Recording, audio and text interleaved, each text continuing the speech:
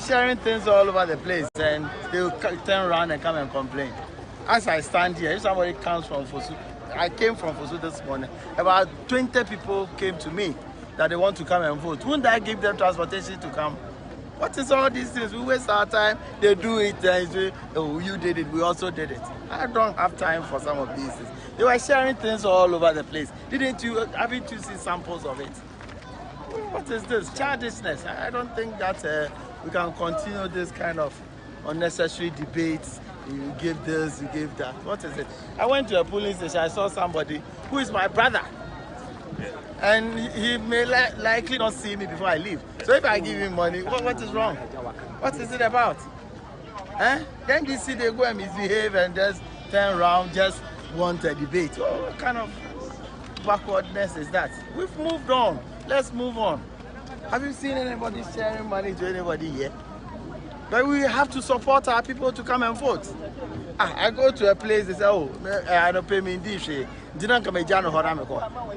Sign a what is the original general? Yes, sir. To us, what is the concern that you're picking, reason for which you're raising this alarm? No.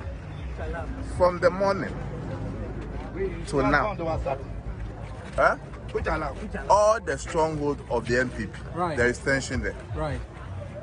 There is tension there. You take your time and go from Praso to Enja. Look at what is happening there. The tension that is brewing over all these places. Surprisingly, when you go to NDC stronghold, Pastor Finingo, the place is quiet. There is no tension there. And we have men in uniform who are supposed to make sure that there's law and order. How can people come here and be shooting? How can people come here and be slapping people left, right, center? An election that people are going to vote to decide who to be their member of parliament. Right. Does it have to turn into a war? The police have been here. We've seen them, some with rifles and the like. Is it the case that you get the sense they are not doing enough for you? But you're also a journalist. What is your kind of opinion about what is happening here? Are you happy? I came to hear the report of gunshots being fired. Okay, that's why we're asking the question. So definitely ask yourself, how did it happen? What is the account you've got? Because we came to hear that gunshots have been fired. Well, where you stand now, right? Look at the statistics. It's the stronghold of the NPP. Right. How come we're having gunshots here, but you're not having gunshots at Ningo? Elsewhere. What does it mean? It's an election. People want to intimidate our supporters. People want to scare our supporters from coming out to vote. And that's what is happening. We are expecting the police to do better. Right. We don't want it to get to a point whereby we'll be forced to defend ourselves. Conduct of parliamentary by-election held in Assemble today. These are the details of the results.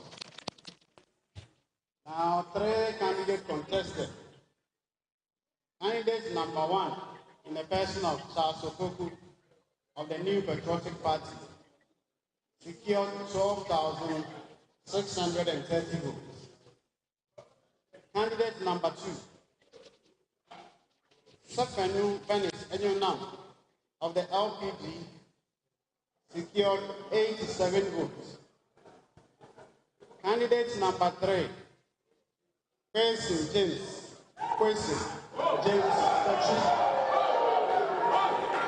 secured 17,245. Total valid votes is 29,962. Total rejected votes is 456. Total vote cast 30,418.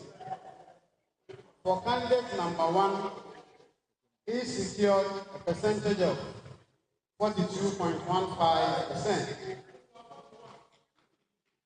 Candidate number 2 secured 0.29%.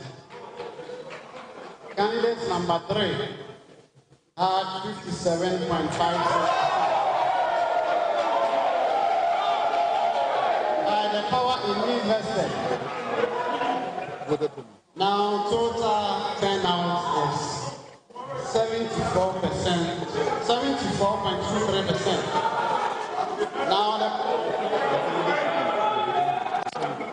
please have the candidates for.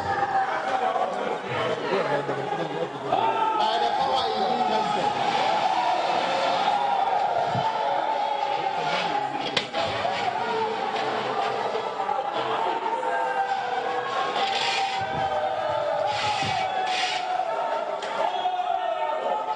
Are you the candidate?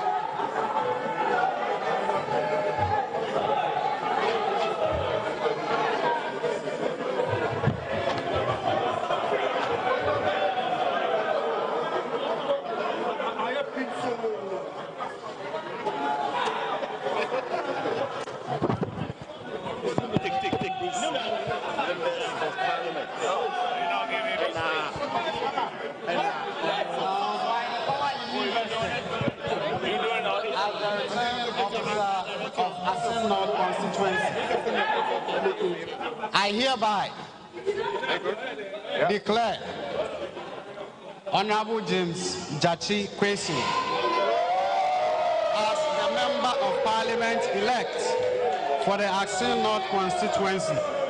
Thank you, and may God bless us all.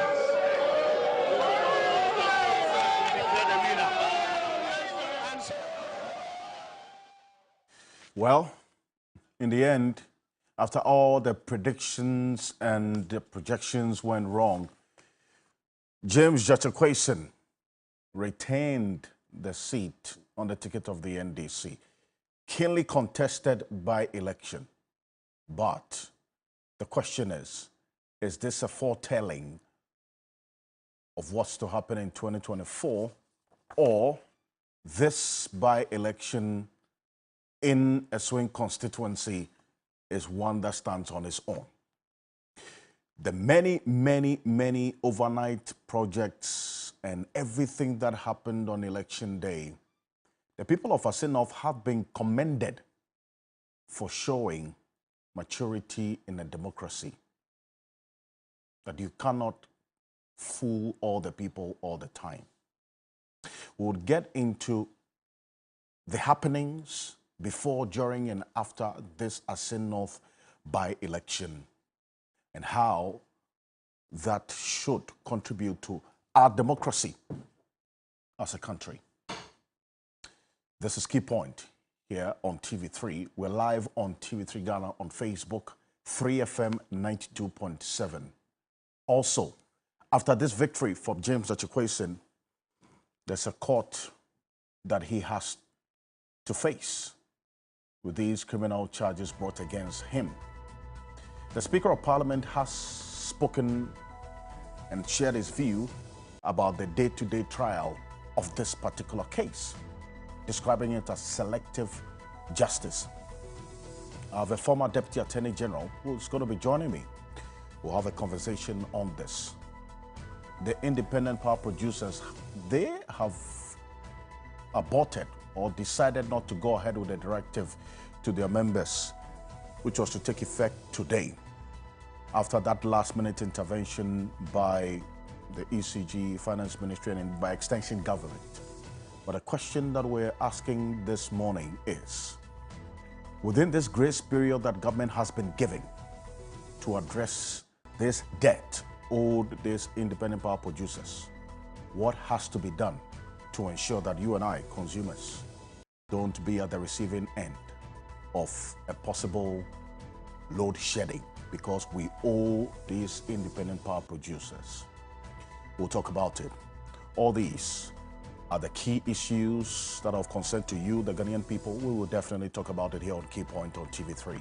I am Alfred Kanse. Welcome. We'll be back shortly after this quick break. My guest will be joining me in studio. We'll have a conversation this morning. Stay with us.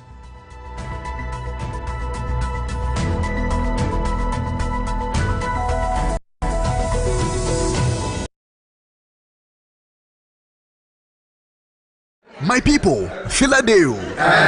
Our very own Adansi Travels is 10 years old. Wow. Then this will be a 10-day stay.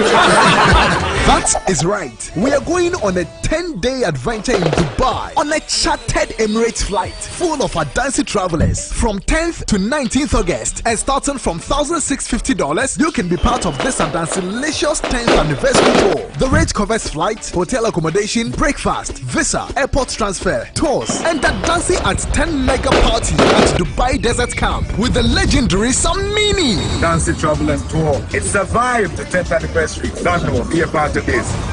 You can pay a minimum of $500 to book your seat and pay the rest till 15th July. Contact Adansi Travels now on 0595 500 817 or 055 631 0404 to book your spot now. Adansi Travels, fuel life's beauty. We're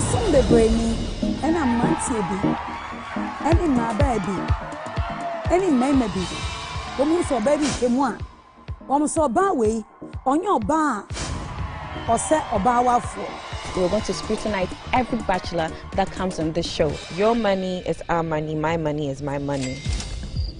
Did you get it? Yes.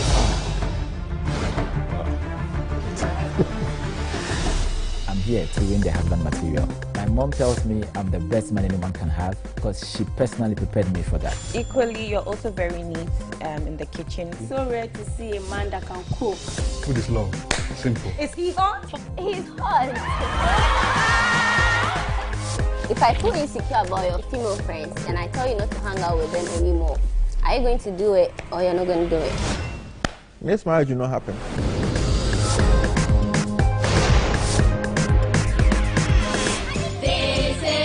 Welcome to another fun and exciting episode of The Kids Arena. Having a role model is really important, like the quote says, because a role model is someone you look up to, and the role model teaches you the right step to get into whatever you want to do. But the key word here is that you should have a good role model. I want to be a role model to someone because I want to inspire young students who are coming up. We all have a role model of some sort.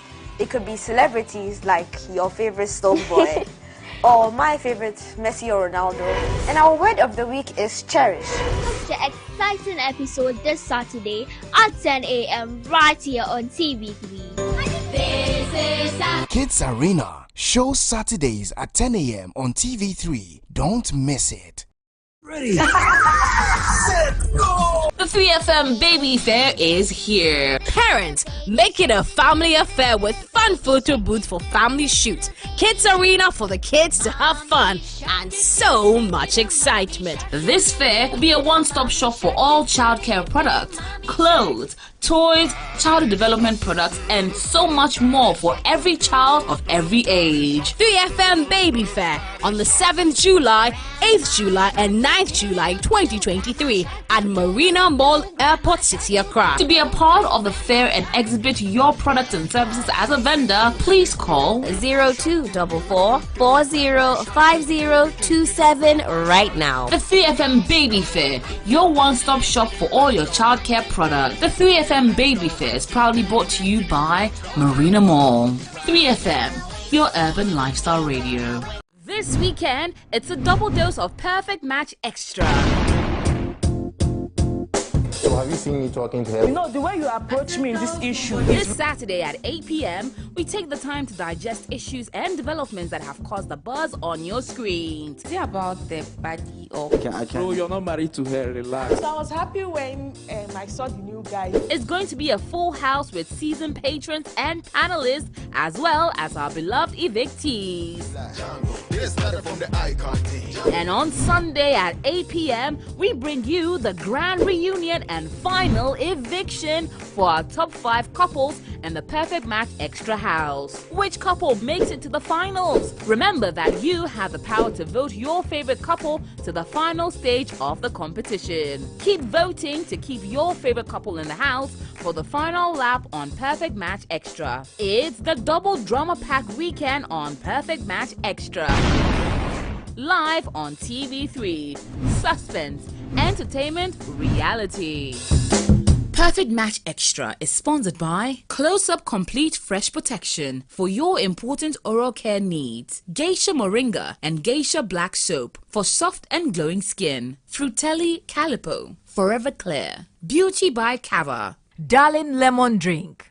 Flora Tissue. And Napa Foods. Say Napa. Enye ono soko. Heaven Black Insecticide Spray and Coil. Heaven dear. Bakope.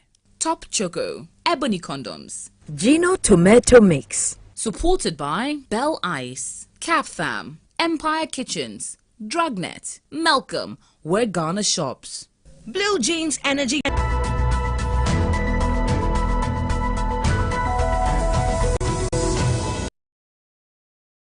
Well, welcome back. This is Key Point here on TV3. We're live on 3FM 92.7, also live on TV3 Ghana on Facebook, DSTV channel 279, all across the world on 3news.com.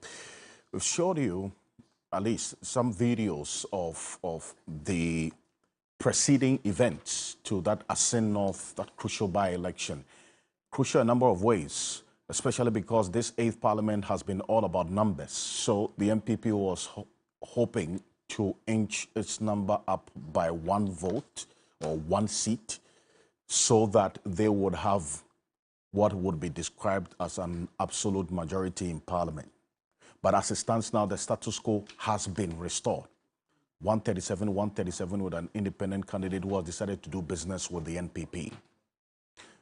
The second is that this Asin North constituency, a swing constituency for that matter, Nana Addo Dankwa Akufo-Addo won this constituency presidential and parliamentary. They lost in 2020. So this by-election, I thought, was going to be one that they can clinch as a political party. The NDC had other ideas. And as we saw it play out, the pollsters got it wrong. What exactly worked for the NDC? One person who was on the ground, in the thick of things, in the Asin North constituency is going to be joining us shortly. It's a member of parliament for the Ningo Pram constituency, Samuel Nartey George. Also joining us in studio is former Deputy Attorney General, a former member of parliament as well. He's contested elections. He knows how these things work. And the issues of law as well that James Jachikwason finds himself in. We will talk about it. Joseph Didiop Penka is a former Deputy Attorney General. He's also with us in the studio. Honorable, welcome. Good morning. Good morning, my brother. Also, Professor Ransford Jampo is a professor of political science at the University of Ghana, Legon. With us in the studio. Professor Ransford Jampo, good morning, welcome. Good morning. Great. As was expected, this by-election that's gone by produced surprises, but one that defied many, many, many people who had put themselves in the front of trying to predict the outcome. Let me start off with you, Honorable Joseph Penka. As a political party, you did a lot. In fact, the kind of development that we saw in the run-up to this by-election. In fact, we saw some of the videos of astroturfs being commissioned while it was raining. Roads were being constructed while it was raining. And all the videos of other things that you shared and monies that you went round. And yet you lost this by-election. When you sit back, how do you review your defeat? What worked against you? Thank you very much, my dear brother, and thanks, Prof, my very good friend. It's been a month or more we've not seen ourselves. Yes, indeed. And to our cherished viewers, and to the good people of Timpani constituency in the Upper East region, I say good morning, everyone. Thanks for the opportunity once again to engage in this conversation on national issues. First of all, let me say that my initial comment will be that whatever happened on Tuesday consolidated our democracy in Ghana. I'd like to congratulate the national security architecture, congratulate the police service, congratulate the Electoral Commission, congratulate my party, congratulate the National Democratic Congress, and indeed congratulate the good people of Asin North for a very peaceful election, which we shouldn't take for granted. I recall that a few years back, when we did Ayawaso West Wuogon, a morning after that, Ghanaians were engaged in a post-mortem, a discussion of the issues that all of us were not happy about at all. And so we shouldn't take for granted the fact that the elections went very peacefully and ended peacefully. Indeed, it consolidated our democratic credentials and put us yet on another map towards, consolidating our democracy. So we'll say congratulations to ourselves, first of all.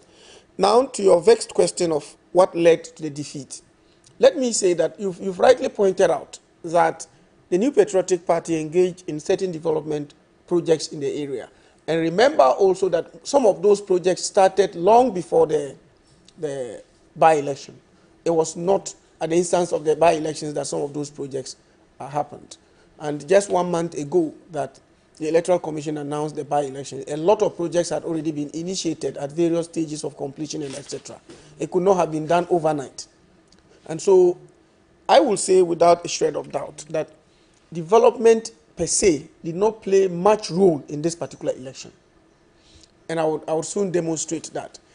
If you look at the strategy of the National Democratic Congress, and for that matter, the Honorable Judge Kwesi, they went in there with two main strategies which worked to perfection. I will come to the issue of distribution of goodies. I'll be addressing that because those things, both parties did it. And I don't want anybody to pretend and say that it was members of New Patriotic Party who carried out distribution of goodies to the electorate. It's not true. The evidence on the ground is very clear, video and audio evidence, that both parties, to some extent, got some goodies to the residents of Asin North. That is not in dispute. Now, what happened? I realized that the National Democratic Congress adopted a strategy of playing to the emotions of the people. And it worked to perfection. How did they do it? At one of the rallies, which I saw the videos, my very good friend and younger brother, Sami Jemfi, was addressing the people, and I saw the Honorable Judge Kwesi weeping. And then 2-3 other people from amongst those they were addressing came forward and joined him in weeping. I mean, some levels of emotions coming out of the people, deep down them.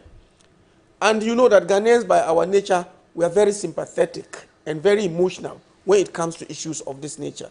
So one of the very big things they played out very loud was the strategy of playing to the emotions of the people and convincing the people that the Honorable Judge Kwesi was a victim of circumstances and that they should re-elect him to vindicate their trust and confidence in him. That is why my initial comment at a certain forum was that, indeed, the election was not won by the National Democratic Congress. It was won by Judge Kwesi. And somebody asked me to explain that, and I did explain. I did explain. I divorced him from the party, and I looked at his personality as the one that actually drew the votes from the people and garnered those votes that enabled him clinch victory. And that is why the National Democratic Congress, knowing that the Honorable Judge Kwesi is facing criminal prosecutions and the results could either be conviction or acquittal, they do not know what will be the outcome, put him forward as their candidate. They did so because they knew they were going to accrue certain advantages to him. And one of it is, as I indicated, the emotional aspect, which you cannot quantify, but deep down many people's hearts, it is one of the contributory factors that win elections. And if you look at most parts of even our country, you realize that anytime we lost an MP, especially a male MP, and then we were going for by-elections, the majority of the parties quickly brought the wives of the deceased. And on all those occasions, they won. Ayawaso West Wuogon. Ayawaso West Wuogon was one. Okay. Shai Osudoku, I think, was one. And then we also had Mfansimai. Then in Timpani, my own place, I was beaten by the current member of parliament, the lady, because the husband was the candidate And 3 months to the election, we lost the husband, unfortunately. And you put the NDC brought the wife. The widow. Yes, the widow. And she beat me. So if you look at it generally across the country, not one place, Ghanaians are inclined to these emotional feelings. And that is who we are by nature. And the evidence is very clear across the country. So what happened there, I saw it that the NDC won an emotional victory over MPP. And they appealed to the emotions of the people. And I've told you that I saw videos of people shedding tears and saying that what was happening to the Honorable Gyakye Quayson was a travesty of justice, and they were sympathizing with him and all that. And they played that well, loud and clear, emphasized and hammered it. And it went well into the electorate. And that was one of the factors. The second factor was propaganda won the day again. And I'll tell you why. What do you say propaganda? I will actually explain that. Now, again, I do so with evidence of videos that I saw. There was a video I saw that a group of NDC persons were meeting some people in a mosque. And the message one of them delivered was that MPP wanted to elect an MPP MP for Asin North to consolidate their hold on parliament and pass a law for a man to sleep with a man and for a woman to sleep with a woman. This was one of the messages carried out across. Again, there was a rally. I saw a lady, the video. A lady addressed the people and emphasized that, said that MPP wanted to win the election to pass LGBTQ law and to ensure that a man sleeps with a man and a woman sleeps with a woman. And you know that by the nature of our very foundation as a people, we are culturally notorious. We are so inclined to our culture that we are unable to tolerate anything that will detract from our cultural norms and values. In fact, as a people, we have unanimously resolved, in fact, an overwhelming majority of our people have categorically stated that we are not ready anytime soon to accommodate anything about LGBTQ in Ghana. That is public knowledge. So again, the NDC hammered that so much. And my party, the New Patriotic Party, could not diffuse this propaganda. Okay, so it contributed significantly to the results that we saw. Okay, so you've analyzed the NDC's victory, but for you as a party, what message did you go into this by-election with? We went into the by-election with the agenda of development. Development. We are coming to, you've seen if you see the main road that runs through the town, connecting it to Ashanti region and etc. It's been one of the best roads that have been constructed. It wasn't constructed because of by-election. That's very clear. We spoke about the issue of the AstroTurf that was commissioned. It wasn't constructed because of by-election. The AstroTurf? Yes, it wasn't constructed because of by-election. Several other infrastructural projects, schools and etc. were actually, some of them were already ongoing. Probably somebody may say that because of the by-election, they were fast-tracked and all that. We rely so much on development saying, it's the fact. And reaching down to the people to preach to them the message of the fact that, look, we are in government, we've done a lot for you, we are doing more, given the opportunity, we will even do better. So give the opportunity to us so that as an incumbent, we can bring you more development, as you have already seen the evidence. But in most cases, as I indicated, one of the things which I am very excited about as a democracy is that money didn't play any role in the victory of the parties, the NDC, in this matter. What played the role are the factors I spoke about. Because both parties actually spent some money. Both parties spent some money. I could see fertilizers and other things. I saw, again, videos of both parties giving out some farm inputs and other equipment to farmers and etc. So those distributions were actually carried out by both sides. And it is normal in every election, because even yesterday, I was listening to a program and say even in the advanced countries, people do those things. It is normal in every election that you visit someone and after exchange of pleasantries and etc., and then you have spoken your mind and told the person your vision and etc., you leave something behind. Take this and then take water. When you talk about videos as well, there are some of the constituents who also show the monies they were giving to vote for your candidate, but they took the money and stuck to their conscience and voted otherwise. There are also videos that people say they got money from both sides. So, see, there are also those videos, and you shouldn't treat those videos in isolation of only New Patriotic Party. There are also videos in which the NDC, I even know a former national executive who was seen giving money, and journalists even interviewed him. So don't treat it in isolation as if the victims were only members of the New Patriotic Party. So across board, let's assume both that parties were what you're victims saying of that. Is anything to go by? Are you justifying the fact that these people give people money to vote for your candidate, and so if it happened on the other side, then there's really nothing wrong with it? What I'm saying is that, look, we can, as a people, come to a certain consensus going forward as a people that, look, we shouldn't do A, B, C, D. But the point I am repeatedly saying is that at no point in time will we say that when somebody is contesting an election and he visits the electorate and he buys them pito, or he gives them 10 cities or 20 cities that take this, you will do transport and get back to your place and etc., we should criminalize it. I don't know when we are going to reach that. That would be absurd. You know, but that would be different from a situation where you can conclude unequivocally that what you are doing is bribe with intent to influence someone. But when you give the person the money, I have indicated what are you giving the person the money for? I have Some indicated of them specifically indicated that they were giving the money to vote for your candidate, and they actually took their names. They took their ID numbers and phone numbers. That is where I'm only saying to you that the money was given for a specific purpose. That is where, and not as you are saying that we can't tell what the money was going to. If you listen to me carefully this morning, I have told you, and I did not mince words. I am not an ostrich that will bury its head in the desert and pretend nothing is happening.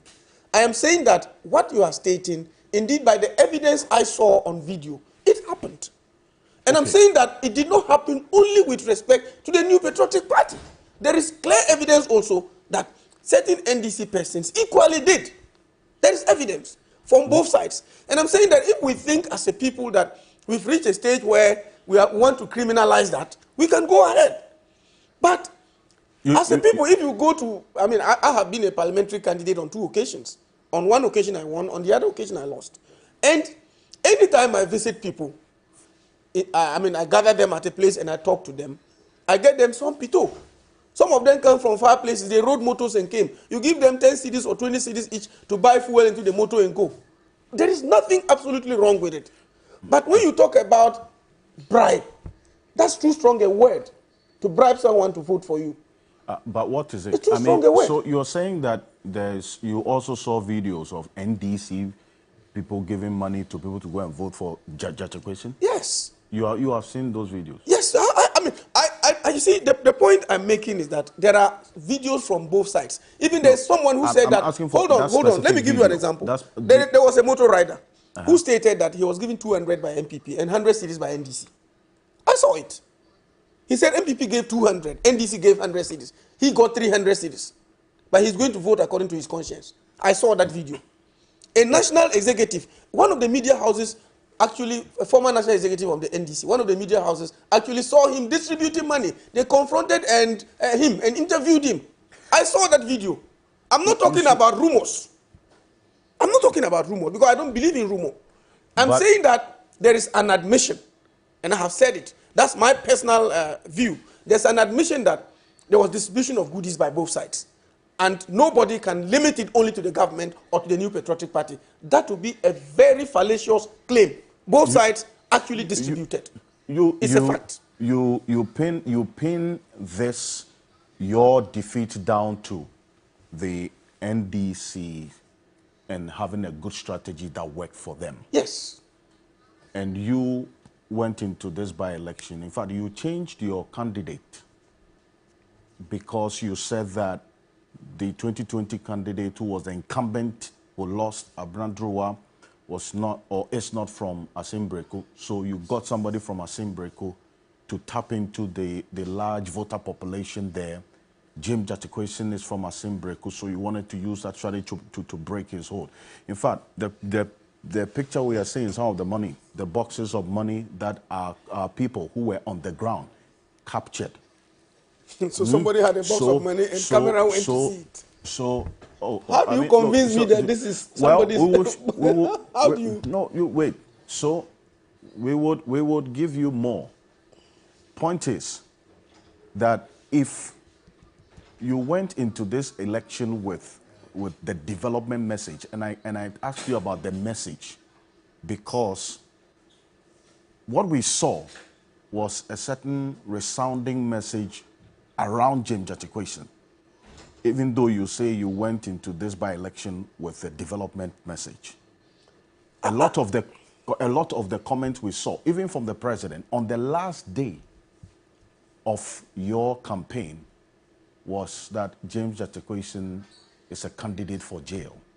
So your messaging around James Gyakye also complemented the NDC strategy that caused you to lose this by-election, isn't it? Well, the point is that when we were going into the election, it was just not the symbols.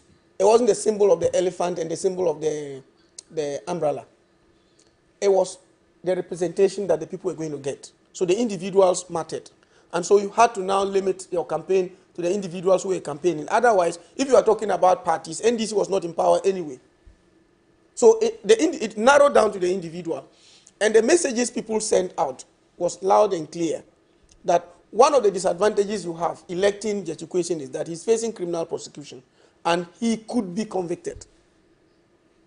Because when you are facing criminal prosecution, you have two outcomes. Either you are acquitted and discharged, or you are actually convicted.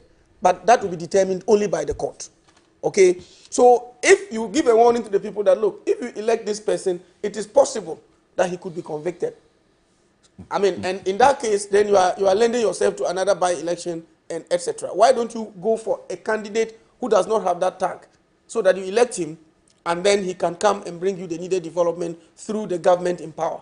That was the message. But the NDC had other ideas. As I've indicated to you, they carved their message. And one of the strategies they also used was that, you know, that constituency, it has a lot of settler communities. And I realized that the NDC strategy was to go for people from their indigenous background who had settlers in that area, to reach out to them and identify with them. And that strategy also worked. Well, I know somebody like my very good friend, with whom I'm well pleased most times. Sam George, for example, Sam George is joining us now, but you know, went to most of the communities where you had the Ghana population, and his impact there was great. You had people like the Honorable Haruna Idrisu, who went to areas where you have a lot of northern population and made an impact in those other communities. So the strategy they used, multifaceted. I've told you, they played to the emotions of the people. I told you that, so which is very important in winning votes. We'll come back to that. Yes. But you don't also take into consideration the fact that your performance as a government, the state of the economy, also influenced the outcome of this by-election as we saw on Tuesday. But the former General Secretary of the NPP, John Boadu, was there as well. We put the microphone to him about these issues of they sharing money. And this is what he has to say. He actually explained and justified why they were doing that. Take a look. Well, I'm saying the fertilizer, the machete and things they were sharing, what was it about? I think that we've moved on from this pettiness in our politics. You understand? What was it about? They've been sharing things all over the place, and they'll turn around and come and complain. As I stand here, if somebody comes from Fosu, I came from Fosu this morning, about 20 people came to me that they want to come and vote. Wouldn't I give them transportation to come? What is all these things? We waste our time, they do it, and say, oh, you did it, we also did it. I don't have time for some of these things. They were sharing things all over the place. Haven't you seen samples of it? What is this? Childishness. I don't think that we can continue this kind of unnecessary debates. You give this, you give that. What is it? I went to a police station, I saw somebody who is my brother.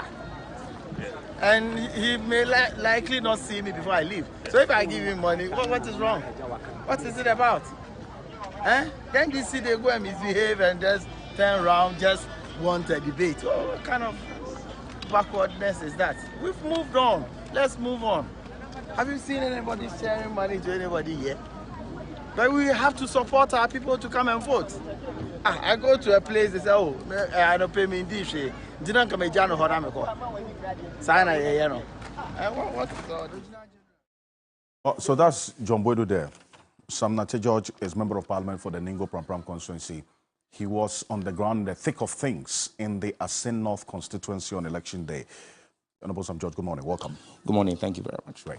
Now, let me also welcome Martin Kpebu, private legal practitioner, is leader of one of three individual bondholder groups and the convener of the Kumipeku Day demonstration. Lawyer Martin Kpebu, good morning. Welcome. Good morning, Mr. Kansi. Great.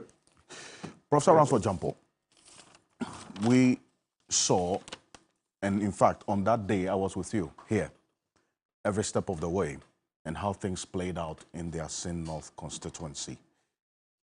You've heard Honorable Joseph Penka put their defeat to the NDC's good strategy and sympathy votes, for that matter. What's your diagnosis of what happened on Tuesday?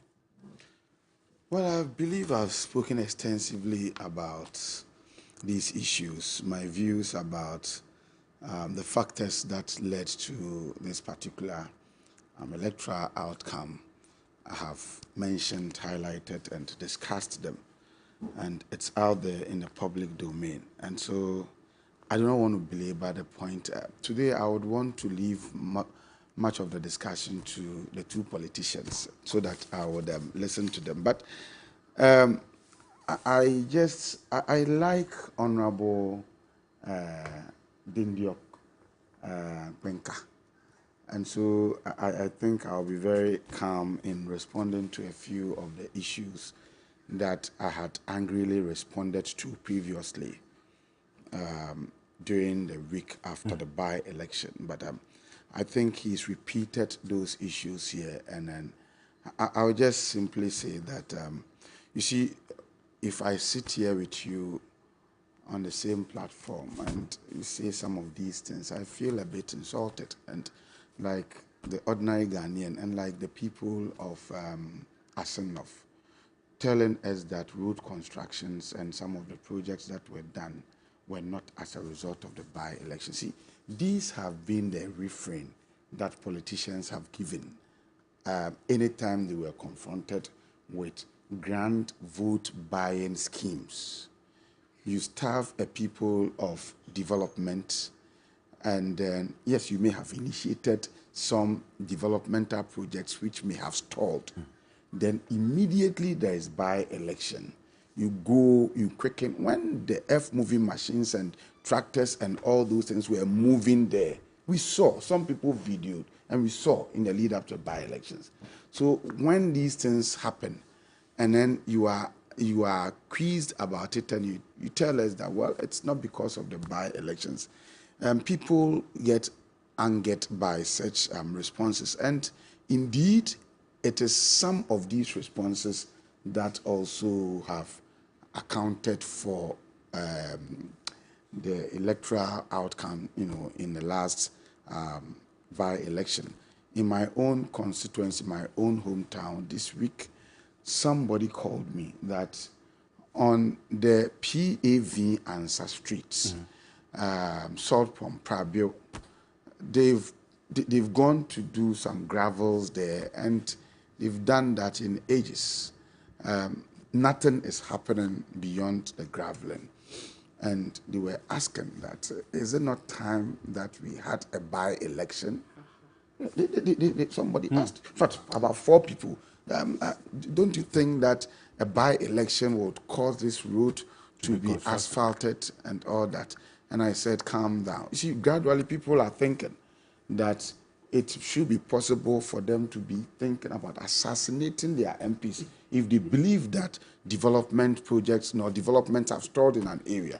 Because once there is a by-election, people, the political parties will be jittery, and they will want to prosecute some development, shoddy developmental projects, the purpose calculated to sway votes, to their favor. And when they are asked, they would come and tell us that it wasn't because of the by-election. Respectfully, these responses do not make you guys look too good in the sight of many Ghanaians.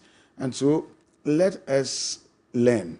Let politicians of today let them begin to learn that the Ghanaian voting public is gradually becoming discerning, and let them shy away from some of these grand vote buying schemes. If there is a project that would have to be undertaken, I would want a shift in the very failed, bogus approach of hurriedly prosecuting them just to win votes, to an approach that goes to the people and appeal to them that give us the mandate and give us 3 months. We would bring some changes. If we don't bring those changes, vote against us, then that will be a shift.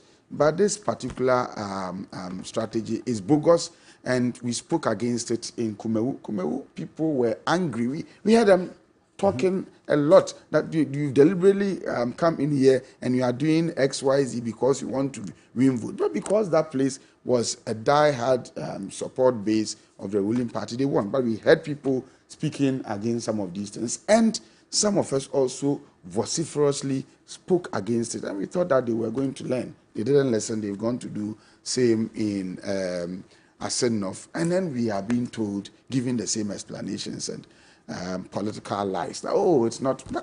With the greatest of respect, Ghanaians are no fools. The other bit is that, yes, we heard that monies were shared and there were other things that were shared. Quickly, the MPP, that is in power and has all the resources, would want to say that the NDC was sharing money.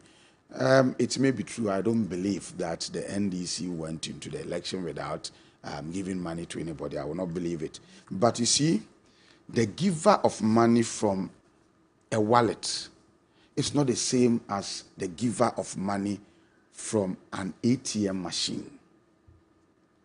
If somebody is giving out money from his personal wallet, so I am likening whatever the NDC did in terms of sharing money to be money taken from their personal wallet. It's not the same as somebody who dispenses cash from an ATM machine. In our part of the world, he who wins an election would always have access to an ATM machine on his veranda.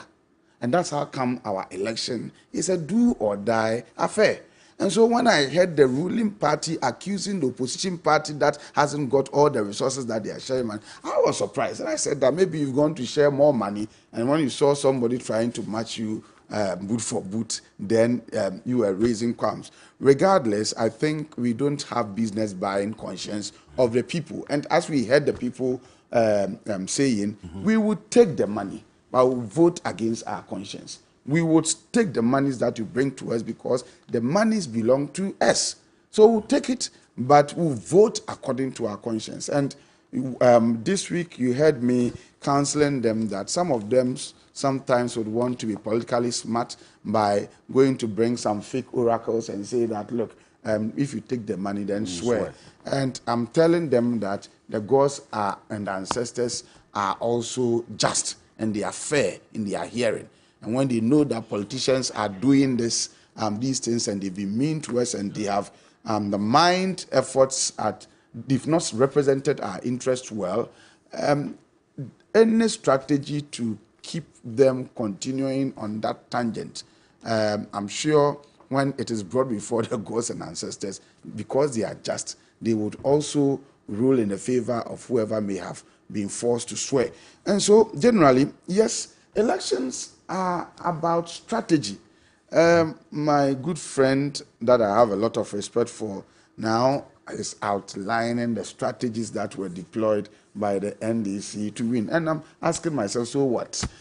You could have also devised another strategy to counter it. If they played on emotions, yes, emotions may be an irrational variable, but they also contribute to winning an election. And so if somebody was playing the emotional game, what did you do to counter that? If somebody was resorting to propaganda, propaganda is also a strategy to win an election. And so then you may have to fashion out an antidote to counter the propaganda.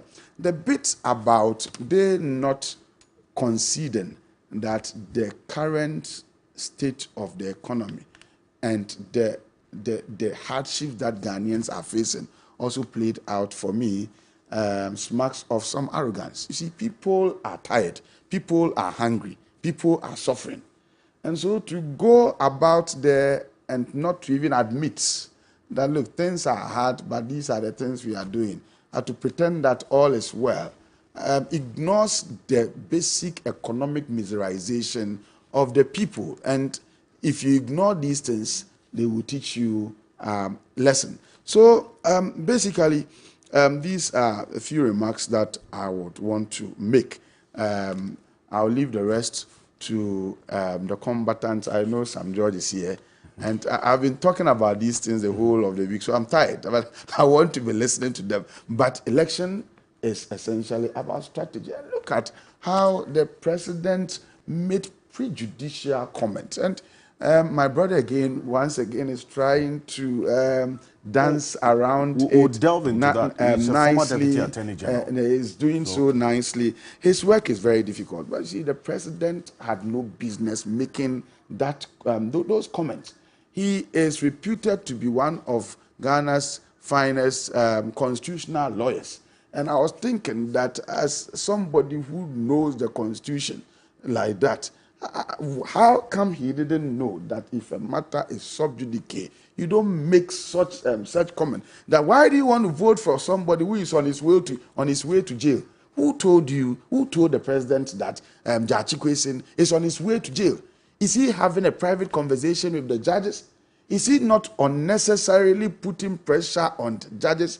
Haven't we as a nation bastardized judicial independence enough? Don't we want to move beyond that?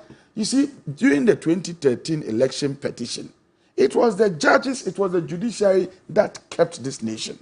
Okay, so when it gets to the crunch, it is these people who would give their ruling in a manner that will keep us together.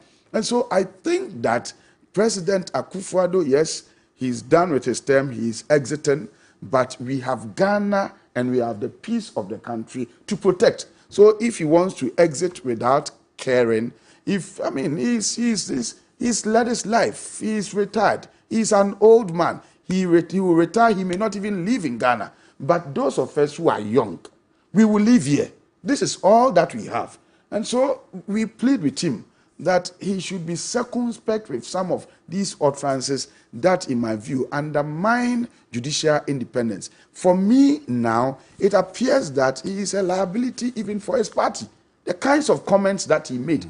Who asked him to even go to Asenov? The kinds of President comments Akufo-Addo is a liability to his party.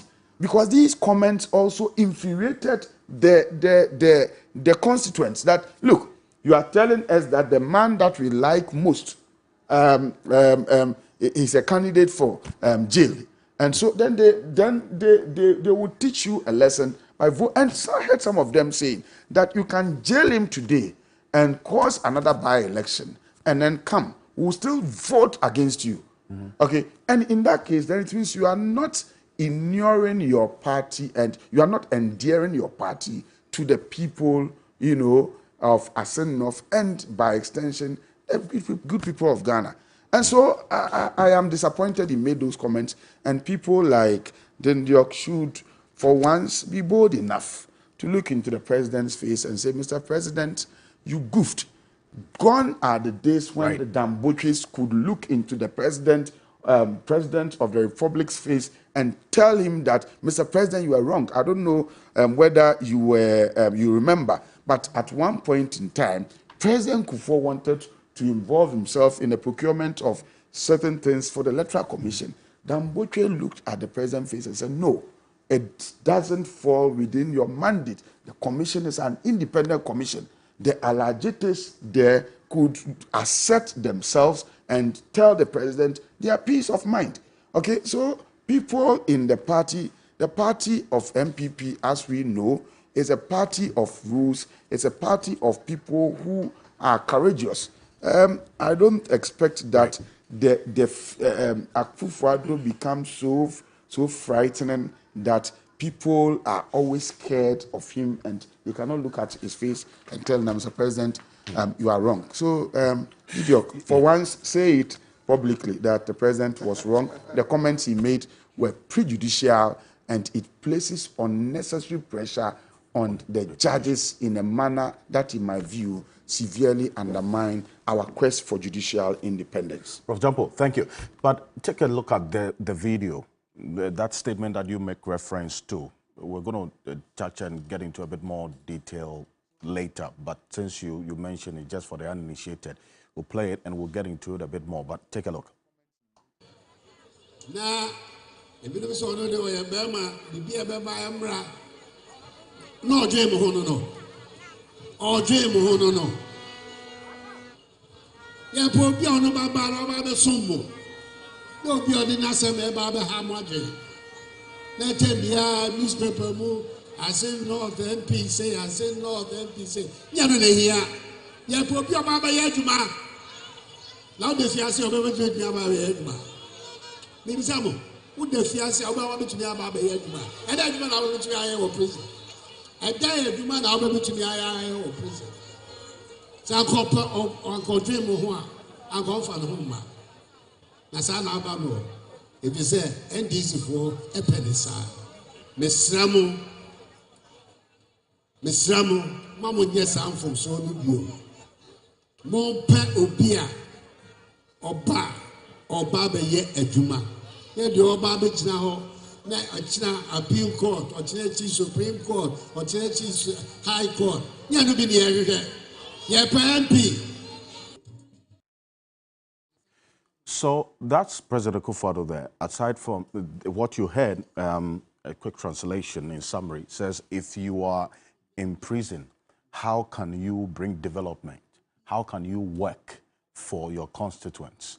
Making reference to James Jatakwesen and that he is on his way to prison. And that's what Professor Ransford Jampo was talking about. But there was a response by John Mahama, and then let's hear that. We'll go to Lawyer Martin Kpebu shortly.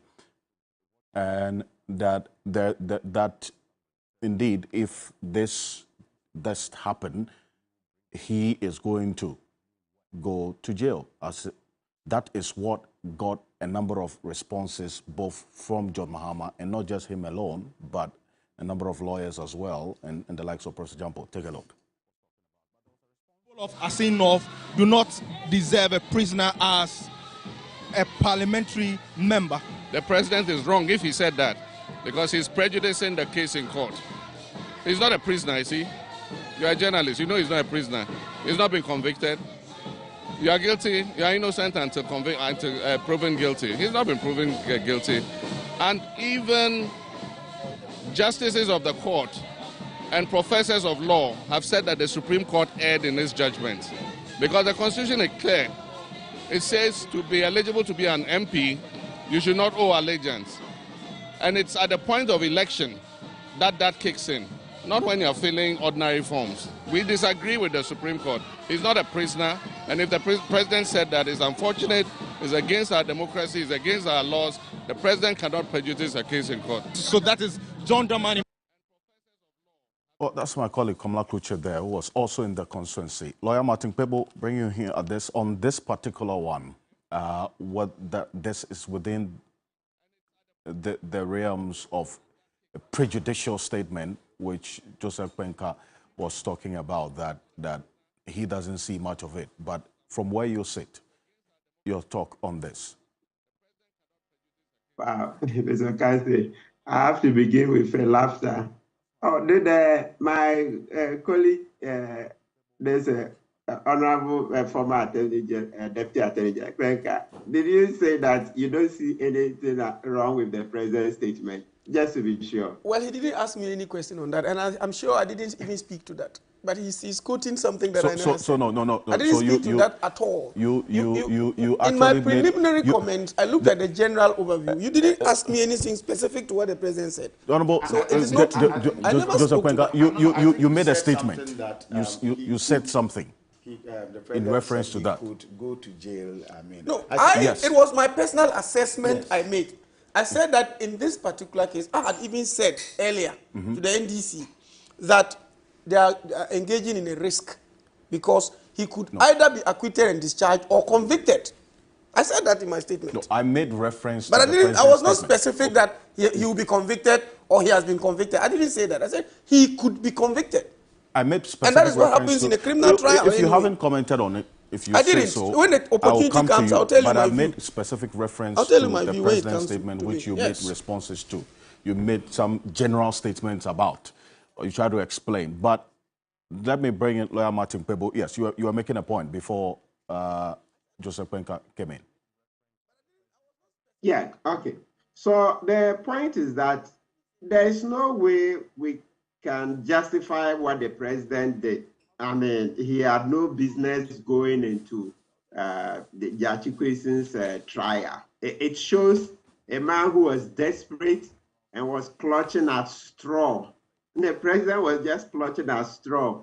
And it's good that good people of Asin North have shown him that his propagandist style, his desperate moves amount to nothing. I mean, how can the president embarrass himself like that? As a lawyer, as everybody said it, in the past, the president acquitted himself as an excellent lawyer, but in the last 2 decades, he's thrown everything away on the political platform because of a desire to come into office, because of the desire to stay in office, etc. So day in, day out, he's just been shredding the reputation he built over the years. I mean, when I heard it, I was like, oh, once again, President Kufuor at it. It's always goofing, from one goof to the other, one goof to the other. It tells you that this is how desperate a politician can be, right? Yeah. He had no business. He had no business doing what he did. And I'm sure now history will judge him very harshly that in his desperate moments, these are some of the things he did and still lost terribly. You see how Jachikwesin opened the gap.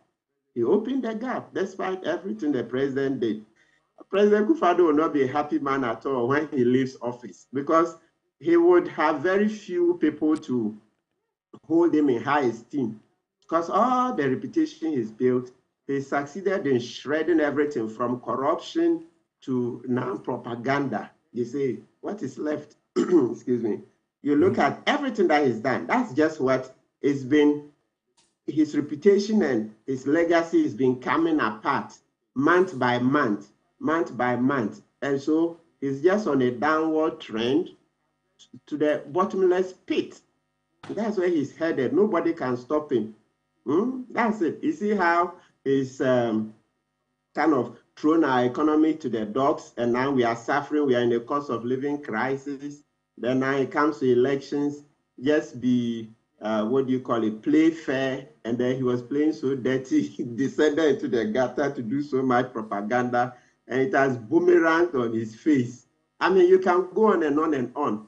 Everywhere you go, he's just causing trouble, causing us so much harm. I don't know how this president is going to live in Ghana. And you know, it's interesting. You see how so soon the 4 years are almost gone. We have barely 17 months to go, right? Yeah. So very soon he'll be out. I think he should be thinking about that more often.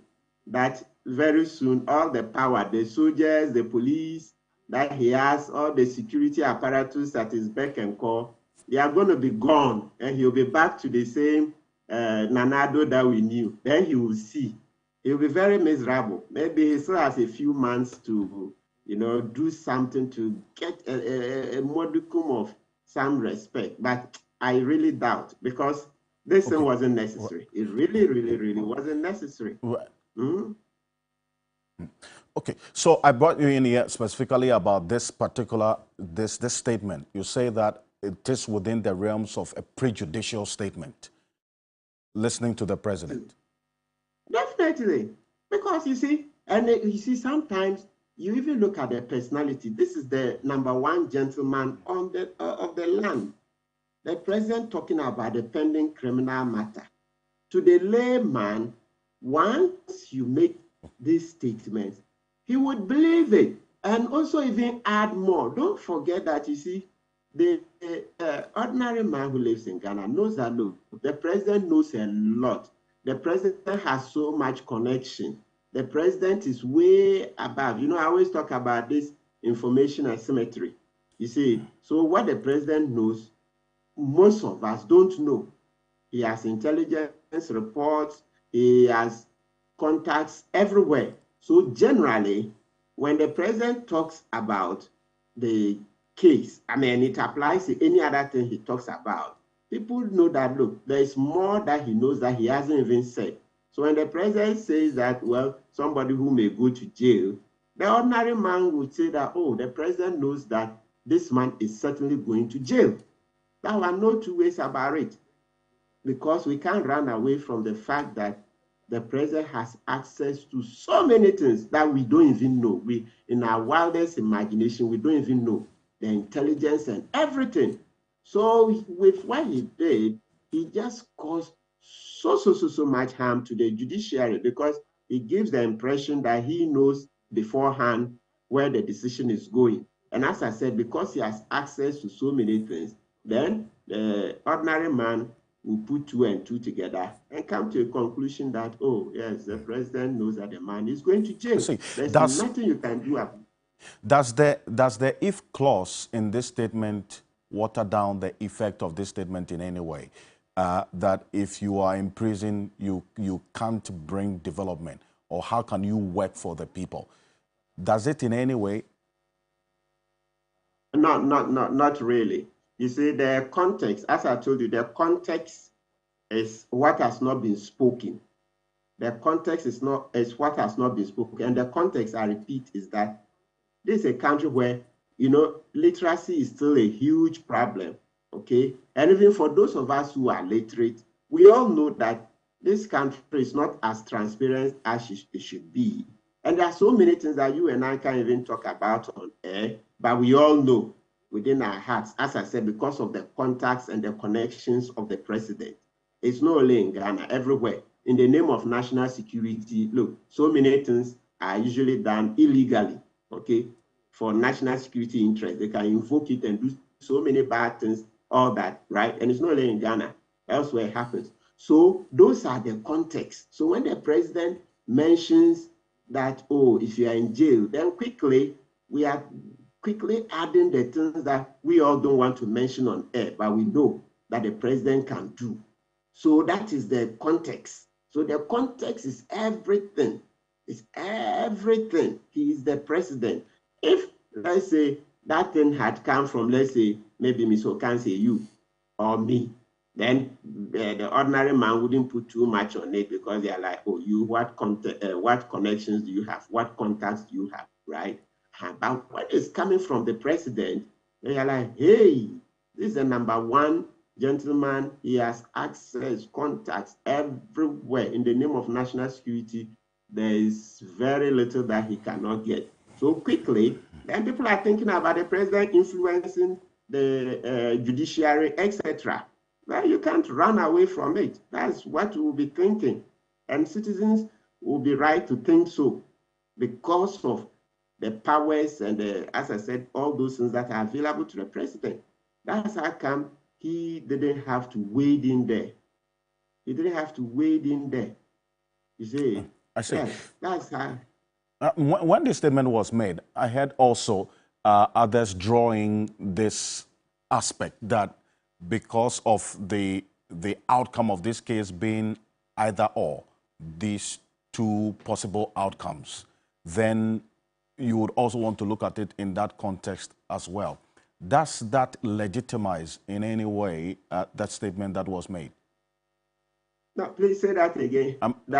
The outcome of this case would be either or. It has two outcomes. Either he's acquitted or otherwise. Does that legitimize in any way that statement that he made? Not at all, Mr. Okanse. So the answer is the same. So let's even build furthermore on the context in which the president made this statement, the general surrounding circumstance. Then you see that is the same answer. So I'd left out in the last direct answer the matter of corruption. So this is a president who has superintended over corruption, corruption upon corruption, corruption to the highest heavens. He has cleared people who were caught, and he got that title, clearing agent, from day one, etc. So when the president is corrupt and the president tells you that somebody is going to jail, all you are thinking about is that he is going to use those corrupt means to get the person to jail. Actually, this is how I should have started. Look, yes. Look. Okay. Let me bring in Sam George, because he was on the ground. And Lamatikwebu, stay with me on this. You were in the constituency, in the thick of things. And Honorable Joseph Kwenka, later on this one as well, I'll take your reactions to it as well, specifically what the president said and the impact that this had on the constituency, the outcome of this particular by-election in the first place. Sam George. Thank you very much, Alfred, and a very good morning to our viewers, yourself, and my co-panelist. Let me start by saying a very big thank you to the people of Asin North for standing with their son, their father, their loved one, James Gyakye Quayson. Thank you to the people of Asin North for standing against the tyranny of power. Thank you to the people of Asin North for standing against the bully-in-chief, Nana Addo Dankwa Akufo-Addo, and his acolytes in government. Thank you for standing against injustice. To the national executives, regional executives, constituency executives, and members of the NDC from all the 16 regions and the parliamentary caucus who stormed Asin North over the past 5 weeks. This was a 5-week-long operation where we basically ran in cycles, multiple teams from Parliament and from across the country in very harsh conditions, because the NPP went into Asin North, paid for every single hotel, and had the hotel rooms empty, and you couldn't find a hotel room to sleep in. Many of our members slept in the open, in school buildings, in villages. Some slept on school parks, because the NPP had simply paid for all the hotels. They paid for all the hotels, not just in Asin North, in New Dubiasi, and the hotels were empty. You went there, you saw the hotels were empty. Chief, I went and spent almost a week in Asin North. I had to sleep in Obuasi every night. My option was to sleep in Obuasi every night or sleep on a school building. Some had to go back all the way every day to Cape Coast to sleep. Or you sleep in the open, because the NPP had... You get to the hotel, the rooms are empty, but they tell you that the NPP has paid for it. That's the level of ostentatious abuse that the NPP engaged in. And these were parts of the reasons, coupled with the colossal failure that Akufo-Addo and his government have been. Look, this election was a referendum on two things: the performance of the Akufo-Addo government as a whole, which has reflected in Asin North and their fortunes, and then a reflection on the injustice being perpetrated in connivance with elements in the judiciary by the executive against Gyakye Quayson. And this is a clear message to our judiciary and the executive that the power of the people is greater than the people in power. The Attorney General may wield prosecutorial powers by the Constitution. He may attempt to do this with acolytes or vestiges who seek alliance with the executive in the judiciary, but they must bear in mind that the ultimate power resides with the people of Ghana. And they've sent that message to both our courts and the president. And you see, it shocks me that the president, who's supposed to be celebrated as a lawyer and celebrated as a doyen of liberties and someone who knows the history of our country, will go and stand in Asin North at the last rally they did, barely 48 hours to the election, and say what can he do if he's in court. He's forgotten that Kwame Nkrumah was voted for by the people of Ododo Dio when he was in jail. I mean, but that is how arrogance of power can make you forget the history that you are very much a part of. No, you know, when you're convicted and you're in jail, you cannot serve a term in parliament. You know, that was a different thing from the Nkrumah situation. Let me tell you what. I've heard you people do that. Let me tell you what. You're wrong. You have to admit it. The two are different. If you are suffering criminal conviction and you are in jail, you cannot serve as a member of parliament. Please. Honorable Kwenka, let's be pretty clear. There was no way Gyakye Quayson was going to be in jail before the elections were held on the 27th of June. So when the president went and stood there, then you are saying that the president didn't understand what he was talking about and the president was ignorant in his utterances. Look, it is because we have suffered President Akufo-Addo for too long and failed to stand up to him as a country and tell him that his tyranny is enough and that his irresponsibility as our president is unbecoming of the highest office. That's why he's parading the tyranny and throwing it in our faces. How exactly do you mean by that? This is not the first time President Akufo-Addo is giving directives from the executive either to the legislature or a security service or the judiciary. When the cash for seed scandal happened and Parliament set up a bipartisan committee, the day before the committee will start sitting, President Akufo-Addo came out and gave a verdict on the matter to prejudice the actions of the legislative arm. Because when the president comes out and says that there was no criminality, and you had the first deputy speaker, Joseph Osei Owusu, chairing a parliamentary committee, who is a member of the president's party, do you expect him with the other members of the NPP on that panel to bring a finding contrary to the position of the president?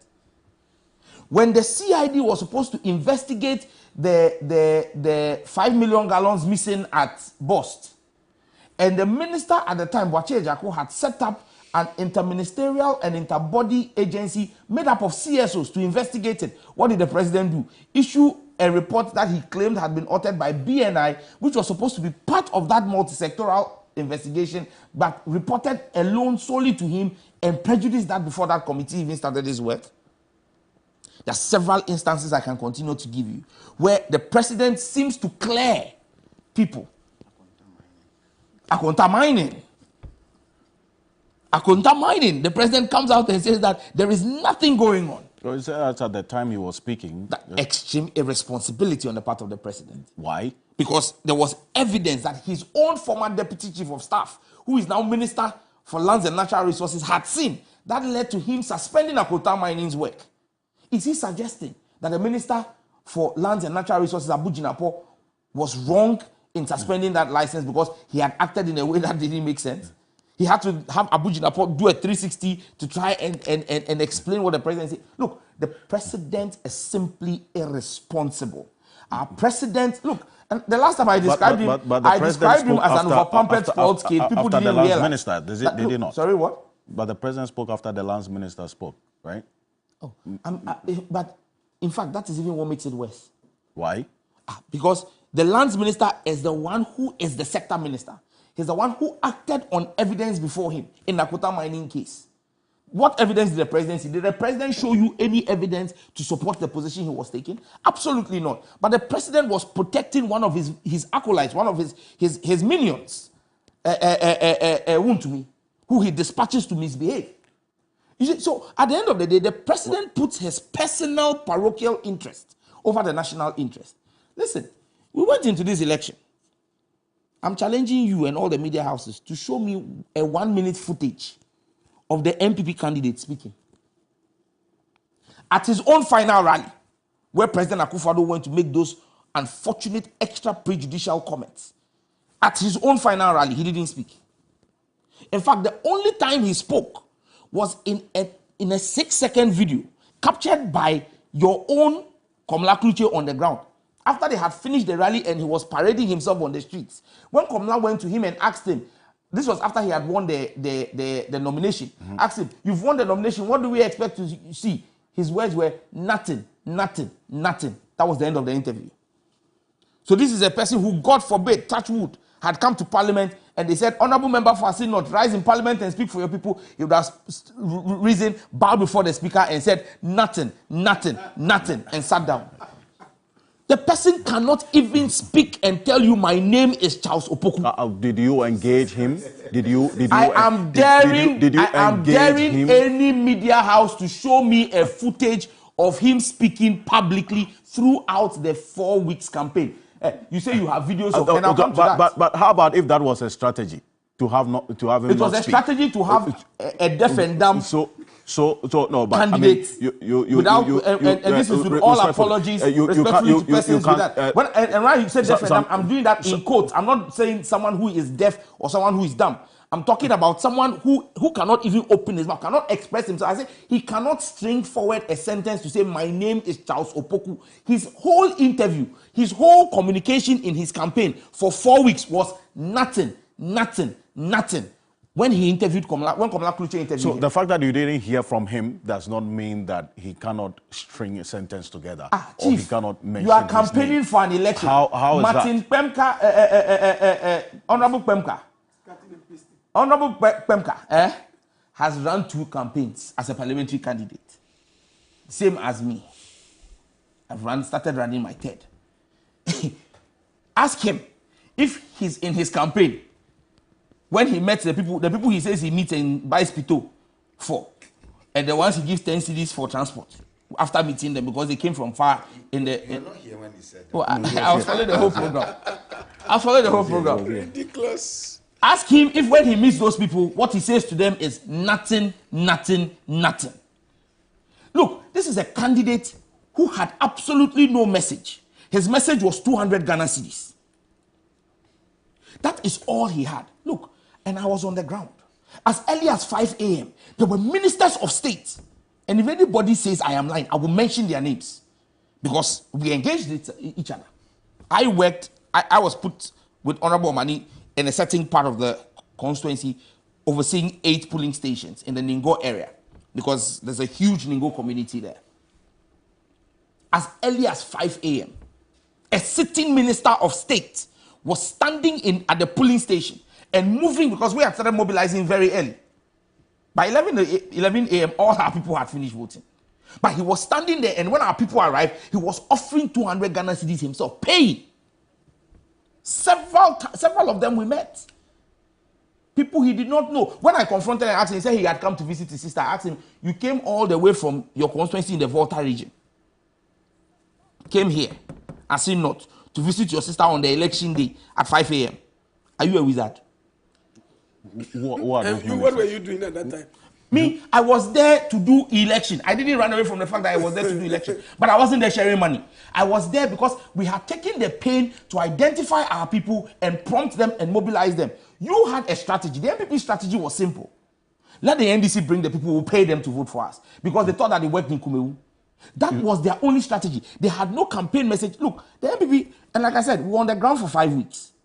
We kept going back in cycles. And every time we went there, the campaign message, the MPP, because as part of political campaigning, and again, he knows it, you try to pick intelligence on what your opponent is saying. And then you take a message to counter it. And every time the message was simple. As for Jachikwe Kwesen, Mutu Abamana, Mwasa Mabatono, because if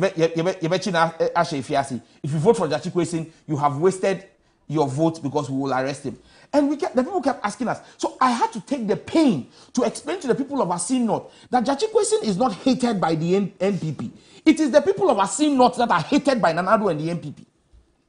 That's what you told them? Absolutely, and I gave them evidence to it. And the chief asked me, how can you say that? And I said, listen, if the president did not hate the people of Assin North and the MPP did not hate the people of Assin North, you could continue, and it was about Jachikwe Kwesen, you could continue prosecuting him, but you would allow the common fund, which is meant for the development of Assin North, go to the people. But for 2.5 years, they have held up the common fund and deprived the people of Assin North of development because they hate the people of Assin North. They've made reference to 121 projects. Look, that the government is undertaking could not find anybody. Common fund. The government could not find any member. And look, I told them, and I met MPP members in Assin North, and I told them that any of them who voted for the MPP and Charles Opoku was indicting themselves. Because when the MPP had to pick a candidate for the Assin North by-election, they could not pick any of the NPP members who have toiled repeatedly in the NPP, in Assin North for the MPP. Look, the MPP has borrowed money everywhere in the world. We've finally gone to borrow from the IMF. Even to conduct the Assin North by-election, they had to go and borrow a candidate from Takwa and Swayem. They didn't have, none of the MPP members in Assin North was qualified and deemed fit enough to be their parliamentary candidate. The MPP government, Nana Addo has borrowed. He's even borrowing parliamentary candidates. So he went and borrowed. You said Jachikwe Kwesen is a Canadian. The Canadian had a vote in the election. Outstanding propaganda. And yet the Ghanaian did not have a vote in Assin North because they are going to borrow him from Takwa and Swahim. So I asked them, are we having a vote for for Asinot or Tarkwa and Swahim. Mind you, when you meet Charles Opoku in the Galamsey pits in Tarkwa and Swahim, he's very fluent. In Asinot, because he had no connection to them, all his response was what? Nothing, nothing. Sam George, if you say when you meet him in the Galamsey pit in Tarkwa, what does he do in Tarkwa? He's a Galamsey operator. He does, how did you know? He does mining. That is the job he does. There's a difference between. Why people fail to realize that this is the same person. This is the same person Sir John had willed. Sir John had willed Achimota Forest forever. It's the same individual. He's the same person who the documents came out was responsible for Sir John's mining operations in Tarkwa and Swahim. That's why he votes there. So, but if you say he's engaged in Galamsey, that's illegal mining. Are you saying that Sir John's company was engaged in illegal mining? You haven't heard that Sir John's company was operating in a protected forest? Which protected forest? Which mining company is doing legal mining in a protected forest? You see, at times our media cycle is so short that we forget these things. That when Sir John died, and his will became the subject of public conversation, we found out that his own mining company, when he was in the Forestry Commission, his own mining company was working in the Forestry Commission, and he got his own company to donate a pickup to the Forestry Commission. And that our Achimota Forest had been willed to this Charles Opoku forever. There's a difference between Charles Owusu and Charles Opoku. They are two different individuals. Charlie, I think that's where you are. So there's Charles Owusu. I know Charles Owusu who worked at the Forestry Commission with Sir John. Chief, what job does Charles Opoku do in No, I just wanted that distinction to be clear. There's a difference between Charles Opoku and Charles Owusu. I hear you. So are you talking about Charles Opoku or Charles Owusu? If you say that Charles Opoku wasn't doing Galamsey, what job does he do in Tarkwa and Swahim? The profile that we have there is an electrical engineer. That's at a electrical mining engineer company. Working where? He's selling electrical cables or light. Sam George, I asked you specific questions. But you have evidence that he's engaged in illegal mining. You see, that's why I want the distinction. I made you make that point because I wanted that distinction to be clear for our viewers. I'm telling you what it is. That there's a difference between. No, there's a difference between the Charles Opoku and the Charles Owusu. I've heard you on that, and I'm asking you that. What job does the person do in Tarkwa and Swahim? He's an electrical engineer. Selling what? Or doing what? What we do know is that he once worked with a mining firm as an electrical engineer. So he worked with a mining firm? As an electrical engineer. That's his profile. My lord, I rest my case on that subject. You once said, so he worked in a mining firm. Okay. I'm telling you that they were doing illegal mining. They were mining in sites where they were not licensed to mine in. They were mining in forest reserves.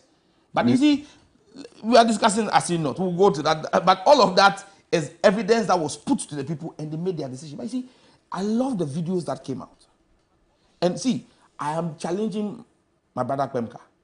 I was here when he said, and former national executive, they had video of him. I am daring you to put out any video. Look, the MPP simply set camp. And all they did was they had boxes of money. They were offering 200 Ghana cedis. At a point in time, they moved to 500 Ghana cedis when they saw. But you see, look, this election was simply a verdict. It was a verdict, an exit poll on Nanado's government and what you will see in 2024.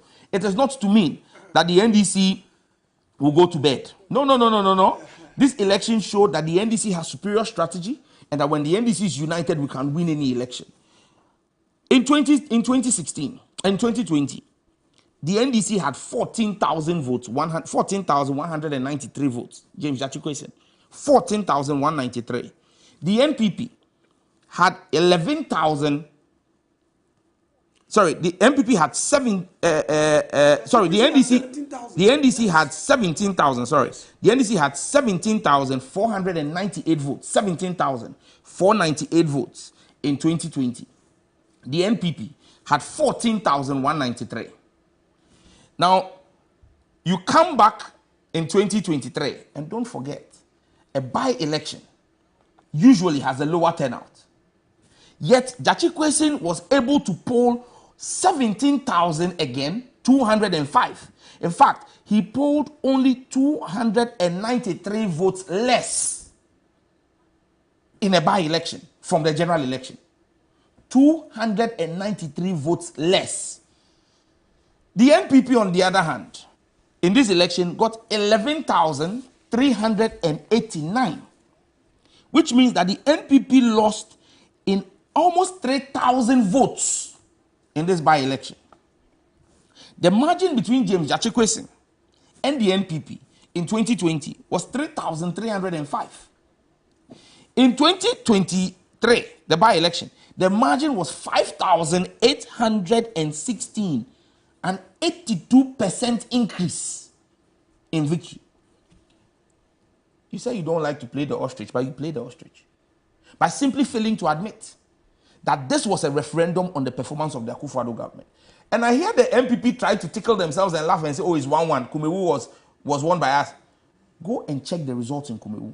The NDC almost doubled its performance in a stronghold of the MPP. Almost doubled its performance in the by-election, in a stronghold. Now, the importance of Asin North is that Asin, in fact, the central region is a swing region.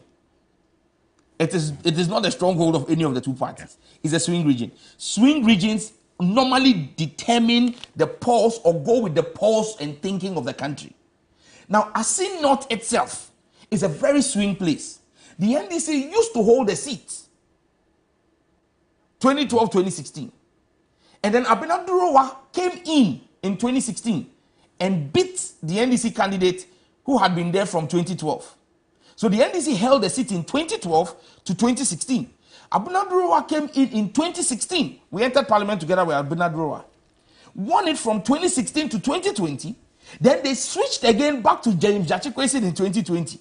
So that seat is a swing seat that has been held NDC, MPP, NDC. That's what on the screen. But you put on record that in 2020, Nana Addo Dankwa Akufo-Addo actually won the presidential in that constituency. Oh, no, there's no question of doubt about that. As well. Yes.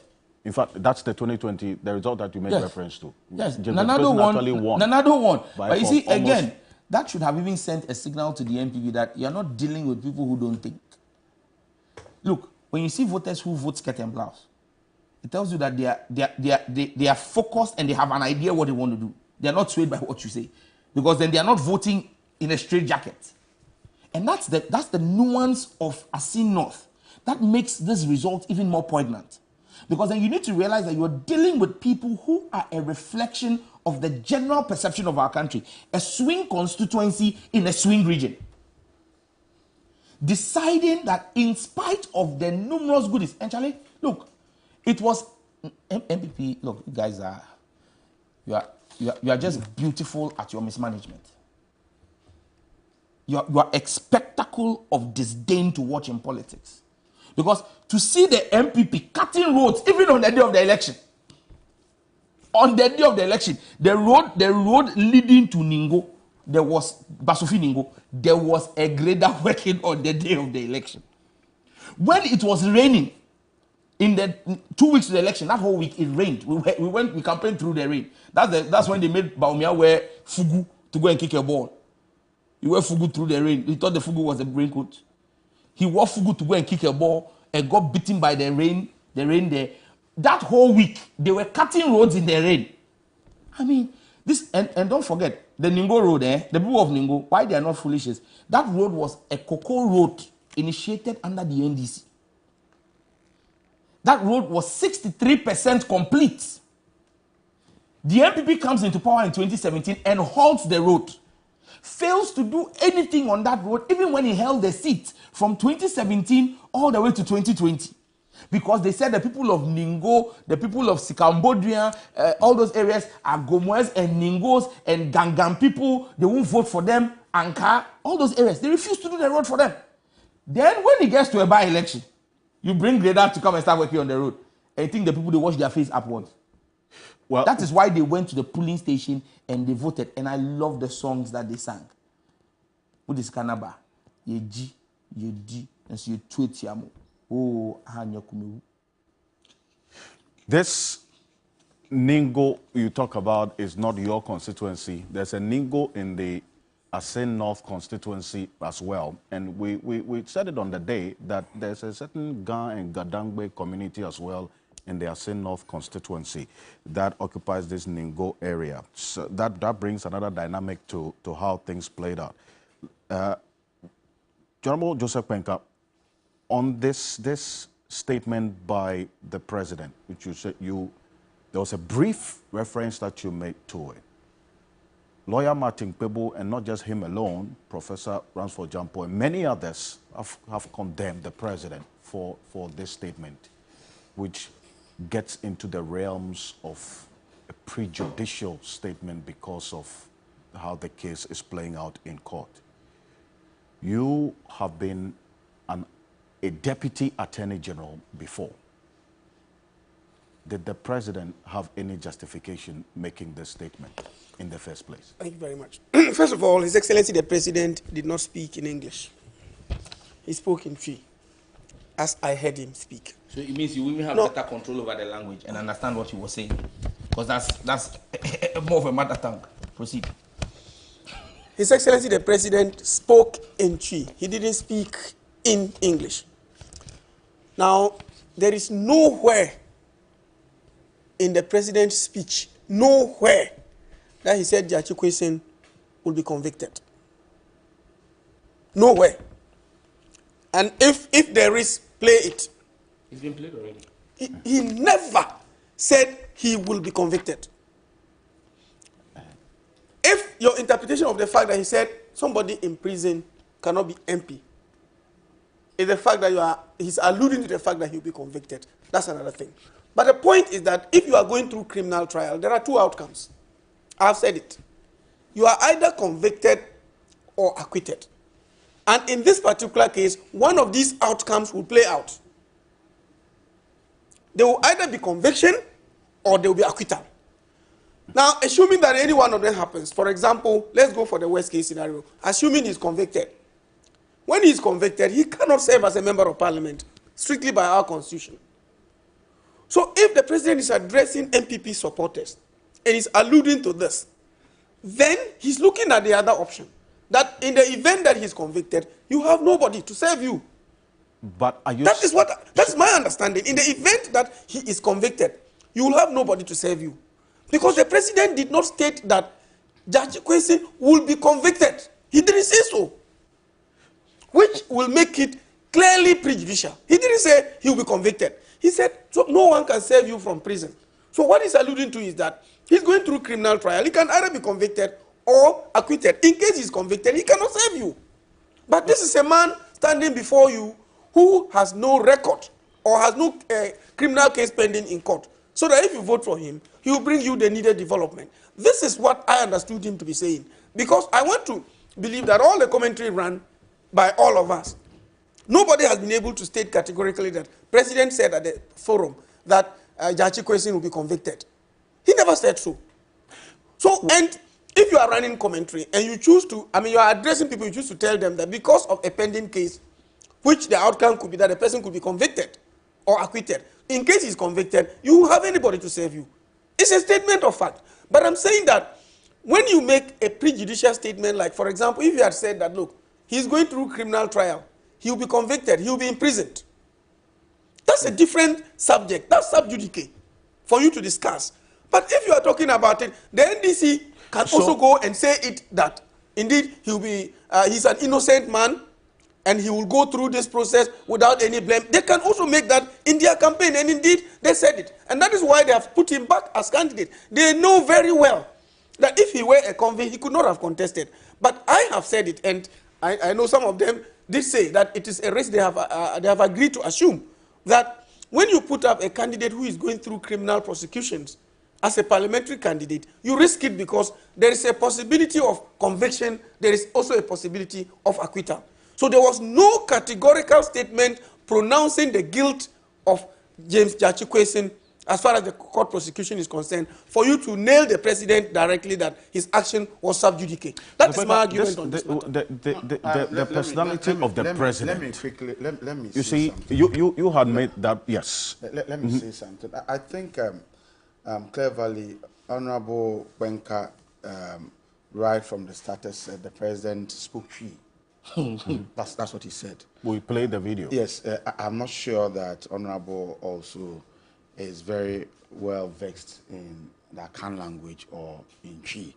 And so I'm trying to wiggle, trying to extricate the president from such prejudicial comments. He may be able to try his best to do that. But the point is, I am an Akan, you are not an Akan. And so take note of this, that we don't come to sit here to spew or to say things out of malice. I'm an Akan, and I'm telling you that within the context of what the president said, you have rightly said that the matter before the criminal prosecution, it could end in acquittal or being a person being in jail. The president chose to go for one. If he meant well, he would have said that, well, he is being tried and he can be freed, or he can be acquitted, or he can be jailed. But the man chose to say that if you are in prison, how can you serve? And you want us to say that, assume or imagine that that is not to say that the man may be maybe jailed. I mean, if you say that, then you see you are trying to rationalize what or justify what we don't have to justify. And you are, like I keep saying, a fine gentleman. Your work is difficult. But you see, I want to respectfully disagree with you. Okay. That the president had no business casting that insinuation. He had no business bringing this part of his statement, up. Being a constitutional lawyer and knowing the potency of such a statement to force or unnecessarily put a lot of pressure on our judges. I mean, he didn't do well. He goofed, and it's important that we say it as it is, rather than dancing around it. I think it doesn't help all of us. You see, you are a lawyer as well, Mr. Gbenga, and if context is important in understanding or analyzing it, and your reference to this being made in a different language and interpretation of it as well is one that needs also to be taken into consideration when you are trying to analyze this statement. That if you are in prison, how can you bring development, or how can you work for your people? Let's not also water down the person who is making this statement. This is the president.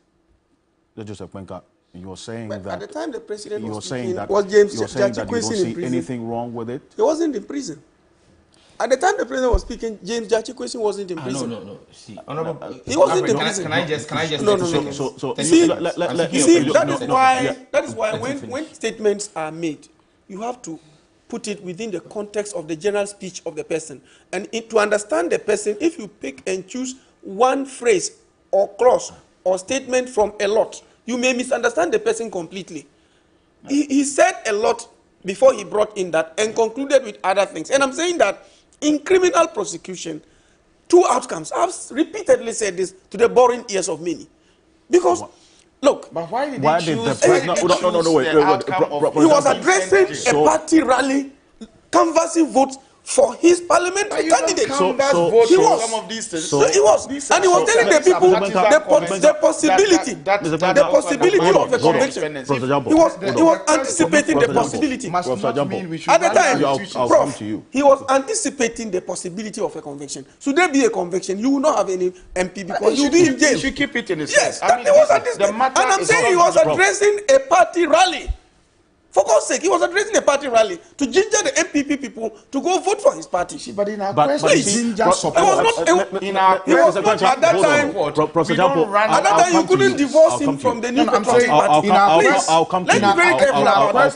Ginger support. You don't undermine judicial independence. Professor Jampo. Okay, so hold on. On a number of occasions, I've heard NDC members, top persons, including the former president, say that even decisions of the Supreme Court were a travesty of justice. On a number of occasions. But that is hold on. What are you talking about? Hold on. After a judgment, I am very much. You see, I am very excited about the shouts because you have not allowed me even to make an analogy of what I intend to say. You don't. Okay, proceed. You don't. I have no doubt about it. I am not in doubt that there's a difference between post-judgment and pre. I'm not in doubt about that. So I'm very much well versed in that. But what I am stating is that if the, and I've said that, and none of you has been able to challenge that, that in the tree he spoke, did he say that James Gyakye Quayson will be convicted and jailed? That is what did he say so? That is what he meant. So you are insinuating. But I'm asking whether in categorical terms, in black and white, whether he did state what you are saying. Unless you are making an importation and imputation, that's a different thing.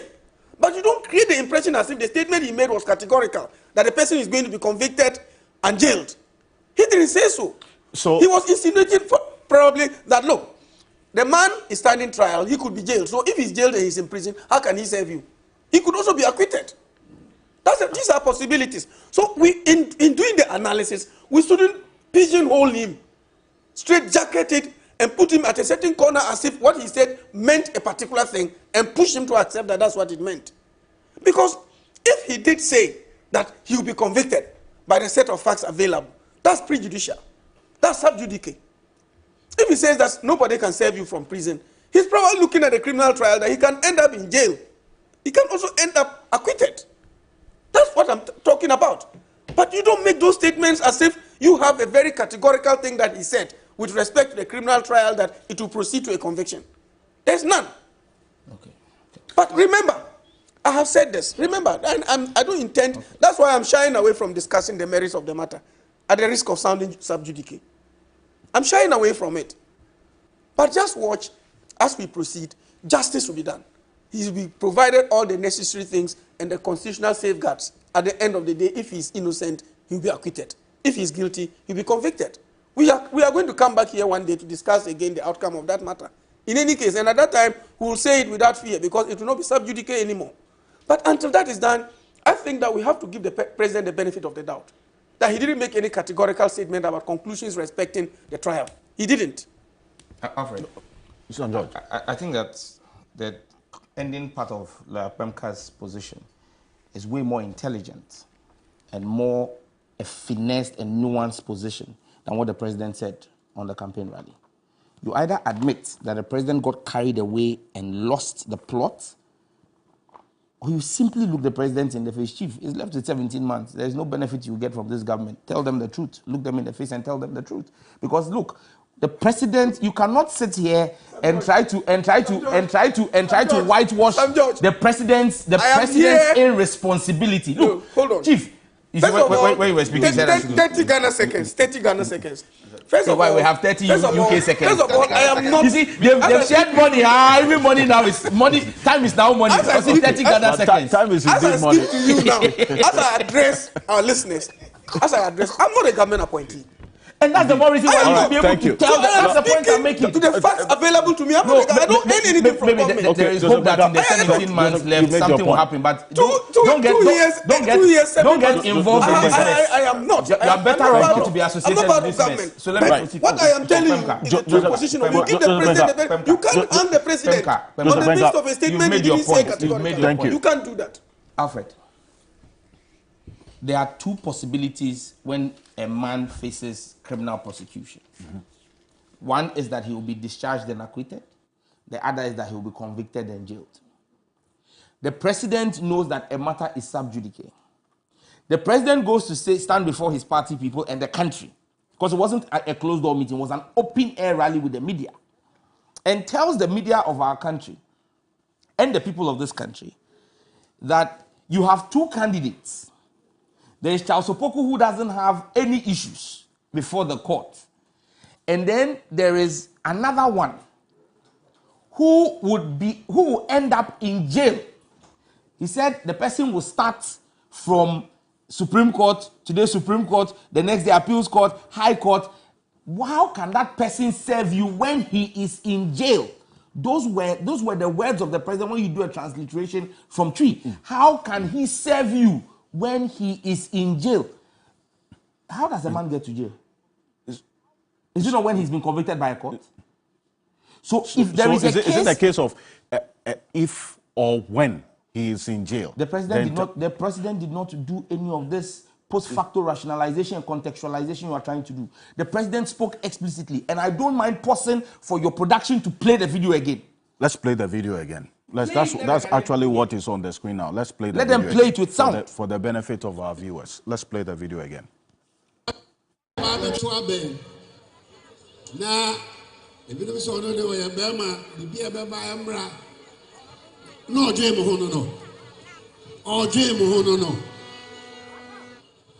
Yeah, poor Piano Baba the Sumbo. No, Piano Nasam Baba Hamaje.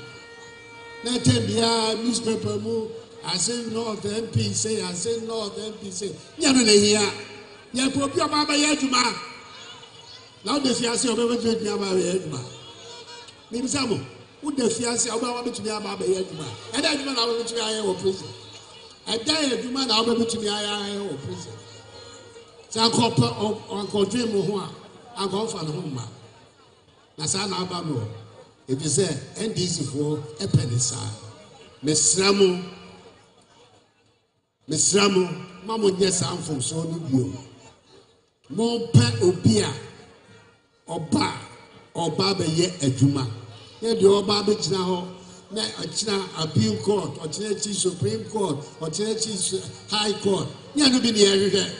Yeah, MP. I think that now, what that FIAC means. He spoke with certainty. So, when you are in jail, there was no context of if. There was no presumptive clause attached to it. He said, when you are in jail. When Gyakye Quayson is in jail, how does he serve you? The president was explicit. The president has already written the judgment and wants to send it to the judges. He's written the judgment jailing Gyakye Quayson. But I hope that our courts will distinguish themselves and look Mr. President in his face and say, Chief, I count 17 months. We need to whitewash our image. We need to clean ourselves. We won't do this with you.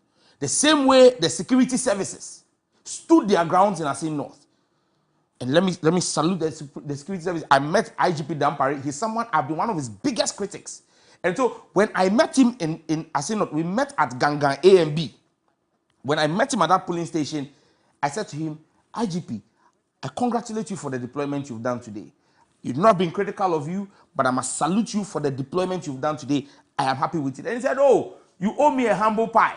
You need to eat a humble pie. I said, I will bring you a whole cake to police headquarters, because the police were on their beat. They said our bodyguards, as an MP, my official bodyguard was not allowed to carry his weapon. And I didn't understand why.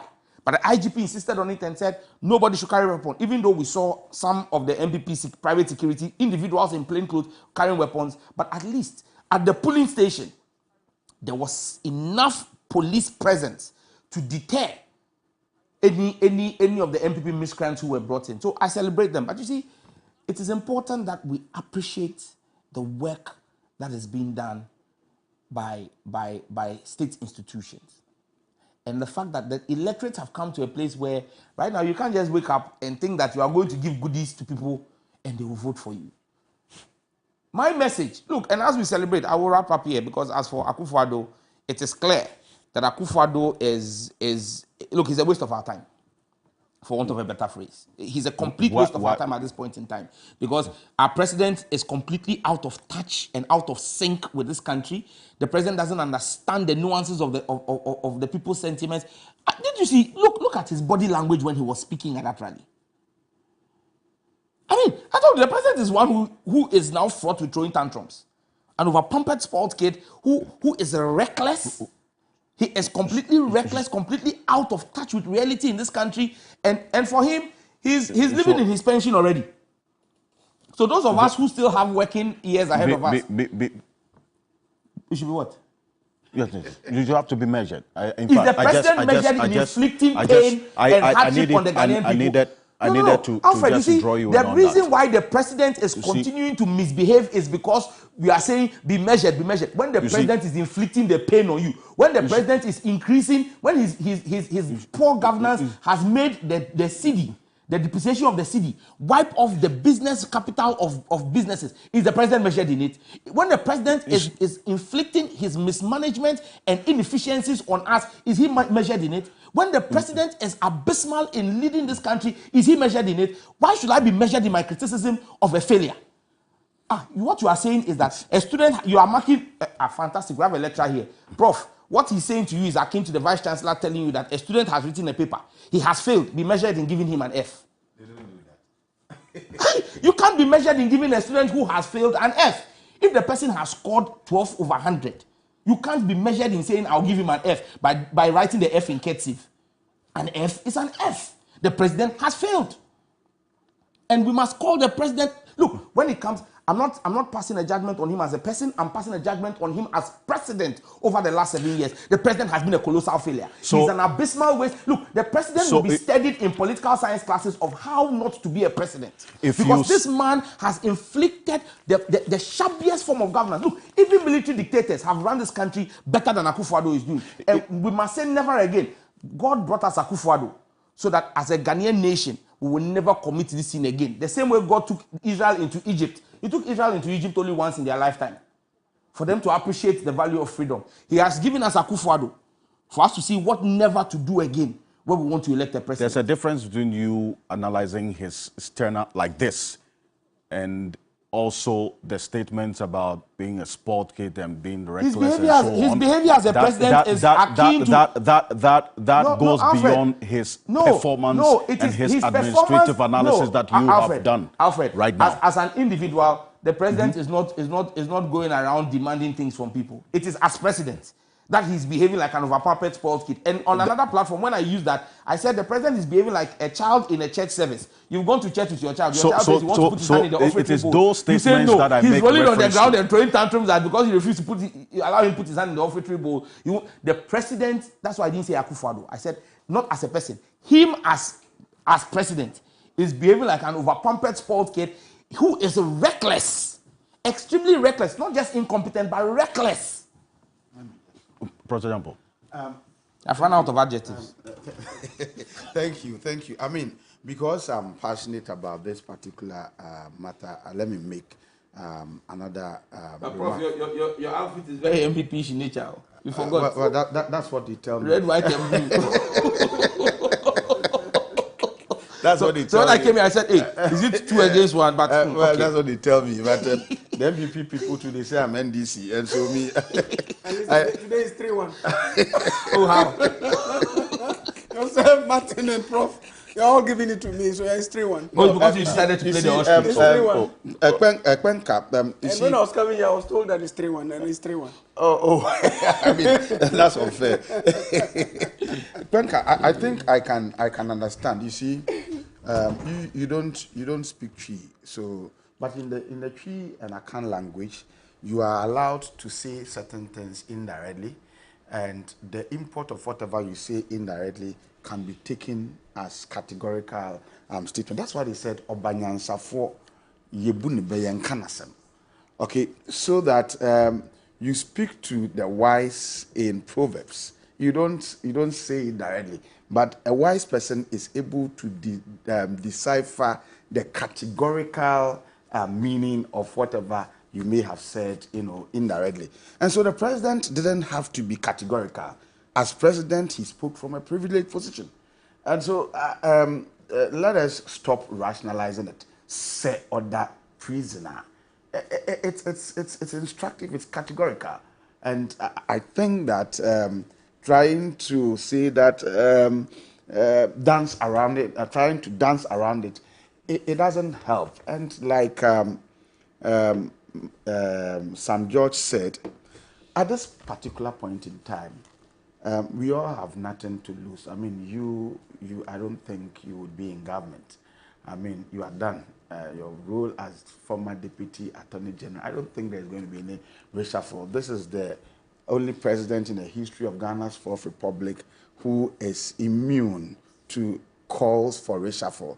And so he's not coming to reshuffle. He's not giving you any appointments. It's important that you look into his face. You changed them. Oh, you too. So it's important that you speak your mind And I have a small office at Joe. That's what makes me live. And Yes. I'm happy you Yes. are not good. Your record is not tainted with the mess of Thank you. You just on the side. speak your mind. You speak your mind, and then stop. Sometimes I see some of you, even when you are in government, yet you are in opposition. You try to do all you can to rationalize everything. I mean, the president, I am sure, he himself, his conscience is telling him that no, this one, I would not, I shouldn't have gone that route.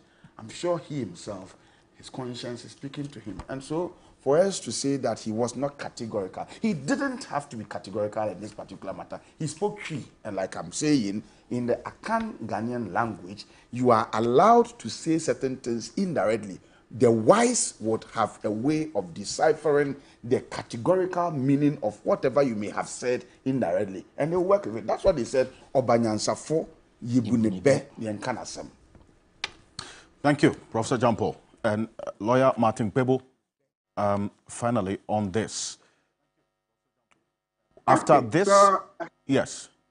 After the outcome of this particular by-election, there have had people also throwing that call to the Attorney General to consider this and then also discontinue the case and so on. Really, to the extent that he, per his status as James Jacquesin today, was eligible to contest this by-election, will the outcome of this case have any consequential effect at all?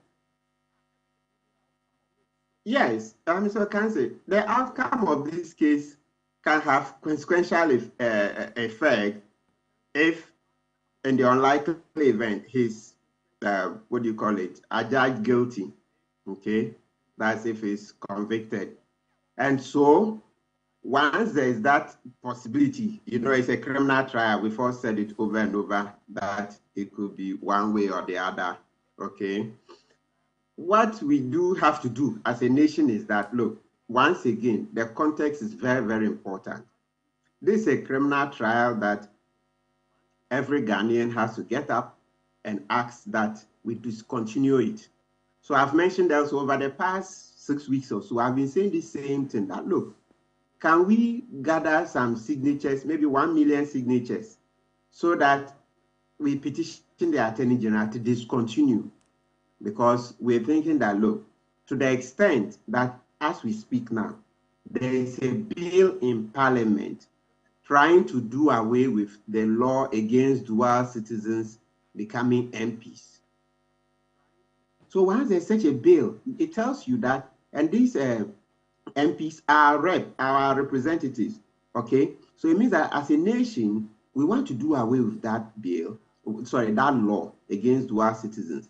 So how can we at the same time be prosecuting somebody who was alleged to be a dual citizen at the time he stood elections in 2020?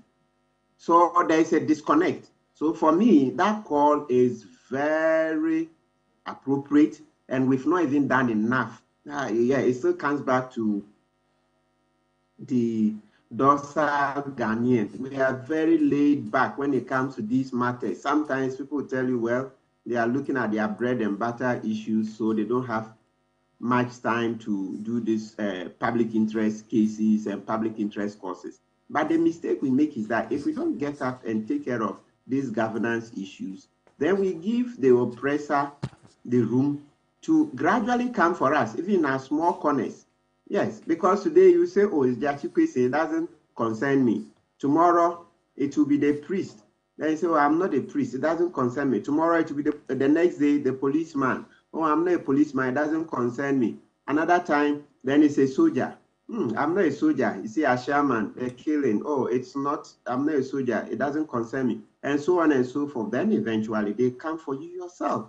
So, this victory reinforces the call for us to join forces to petition the Attorney General to stop this criminal trial. It's not serving us any useful purpose, because as a nation, we've decided to change the law. So once we're changing the law, we shouldn't spend money on what is past. We shouldn't spend money on what is past. That one is gone. So that is the point that, so maybe Mr. Council, maybe you guys, we should look. I've mentioned it. Perhaps I can start. If nobody is willing to come forward, we'll gather 1 million votes. We'll call for people to sign up online and then manually, people to sign up for us to petition the Attorney General, because it's very important. And you see, the most important thing to note about this, and the President made a point about it, which is unfortunate. He was saying that this case is like the Gyakye Quayson case. Mr. Okanse, did you follow that side? Yes. Yeah, which is false.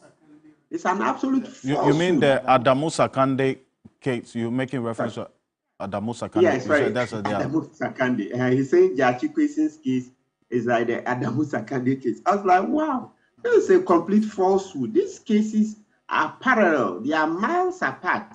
Adamu Sakande was in Parliament and traveling on Burkinabe passports and the other things, hiding his Burkinabe identity and the other passports he had. Which other passport have we said Gyakye Quayson has? Have you seen Gyakye Quayson traveling on any Canadian passport whilst in Parliament? So when the President waded into it, that's why I told you that the man was desperate. I don't know why it was like he just led himself to the slaughter.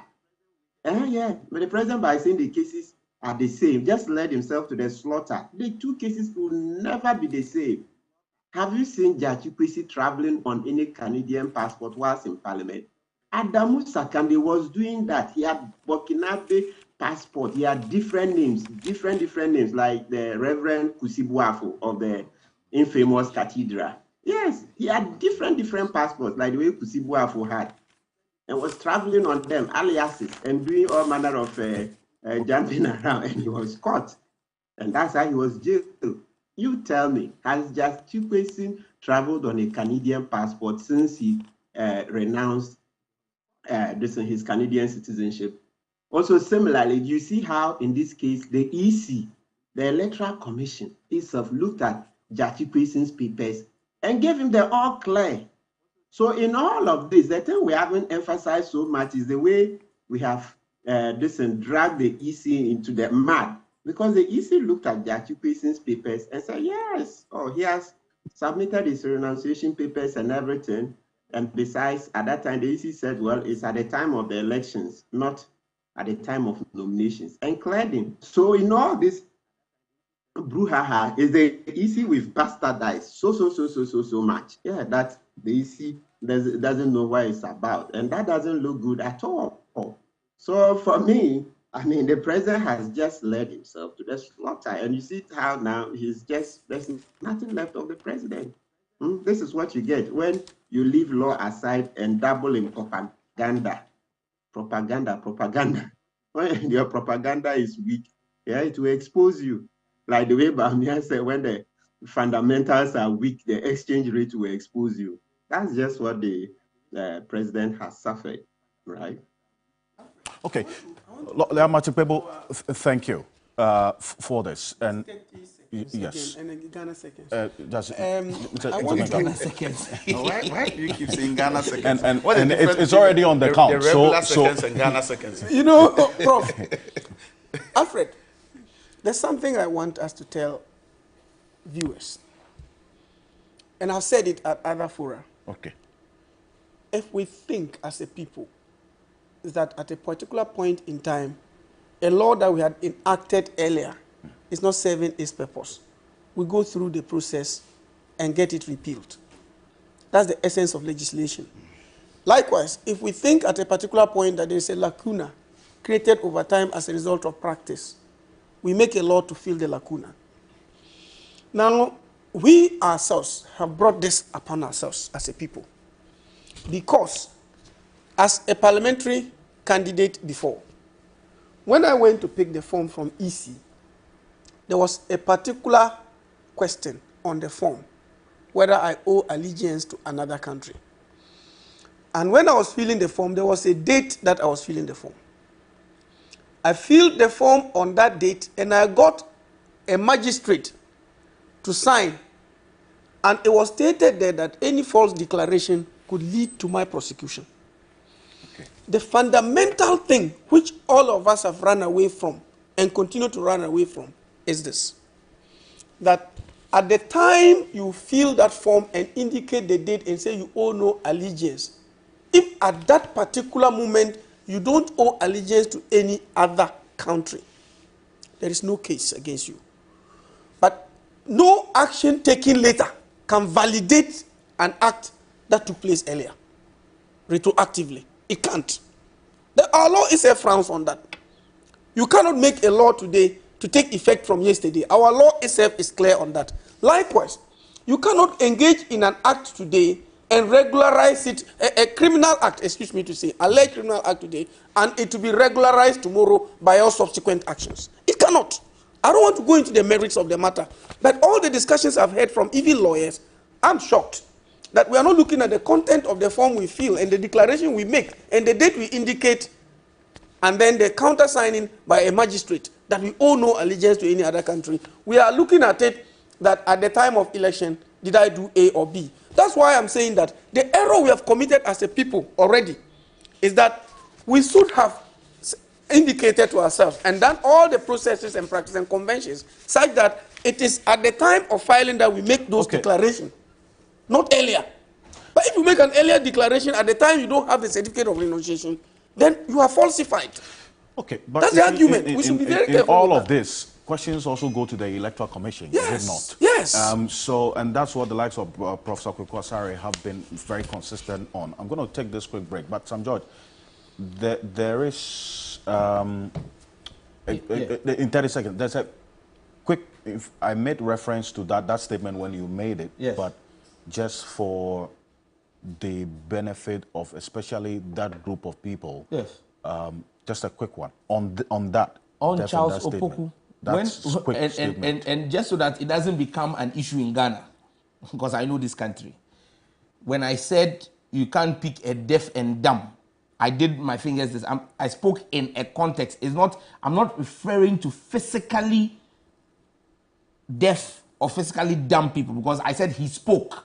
But all he said was nothing, nothing, nothing. So this has nothing to do with our persons with special abilities. I don't call them these persons. I call them persons with special abilities. No, I'm not referring to that, because I mean I was part of a government that had a visually impaired person, Professor Seydou Dana, served as a minister. So so that no blogger goes to run and say Sam George has said deaf and dumb people can make it to parliament and become a new. I don't want to replace it for Nelson and Sarkozy. Just on social media. So I'm being clear on it. It was in quotes. It was in quotes. Thank you. I needed to do this, even though when you made that statement, I drew your attention to it. It was just worth it that we actually put it on record this way. Stay with me. We'll be back shortly. Yes, well understood. We'll be back shortly after this quick break. This is Key Point. Stay with us.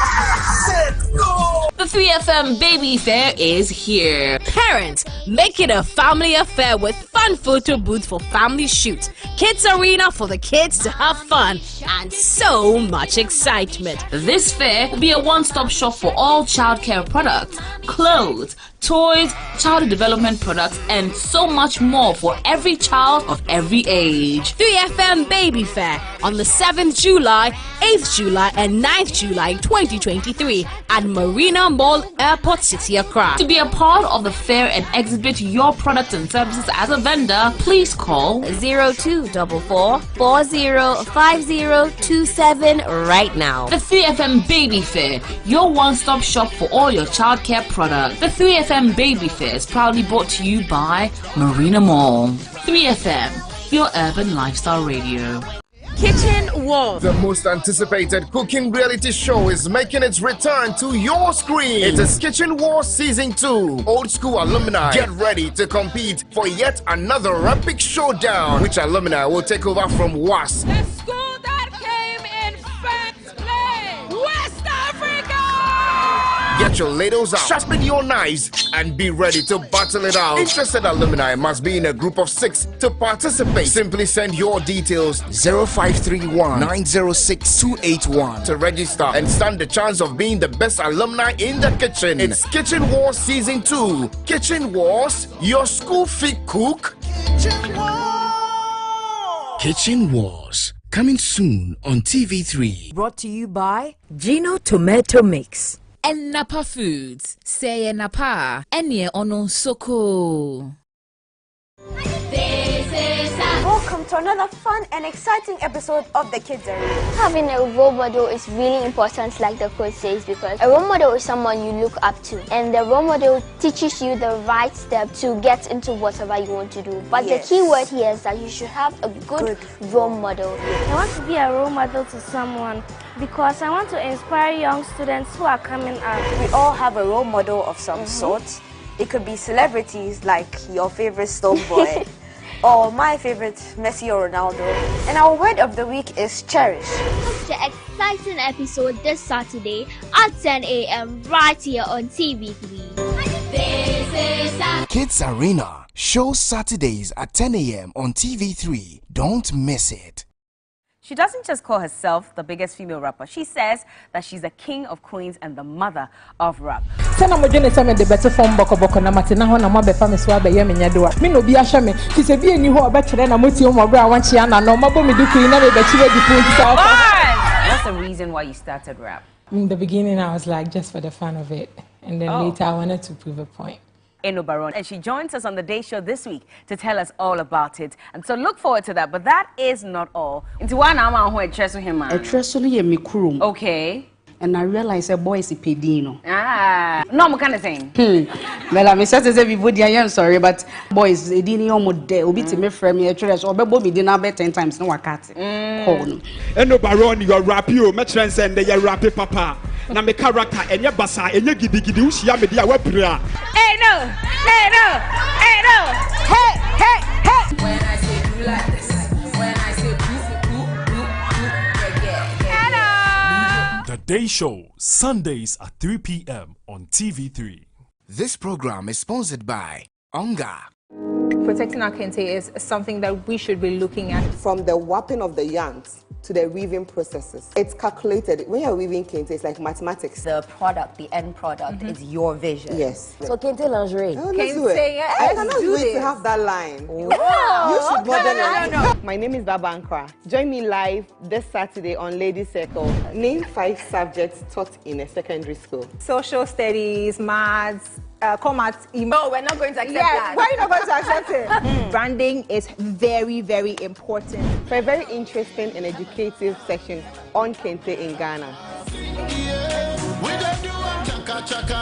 The Ladies Circle shows this Saturday at 6 p.m. on TV3. Brought to you by Yaz Sanitary Pad, Onga, Yumvita, MTN, Woodin, Nivea, for your shade of beautiful.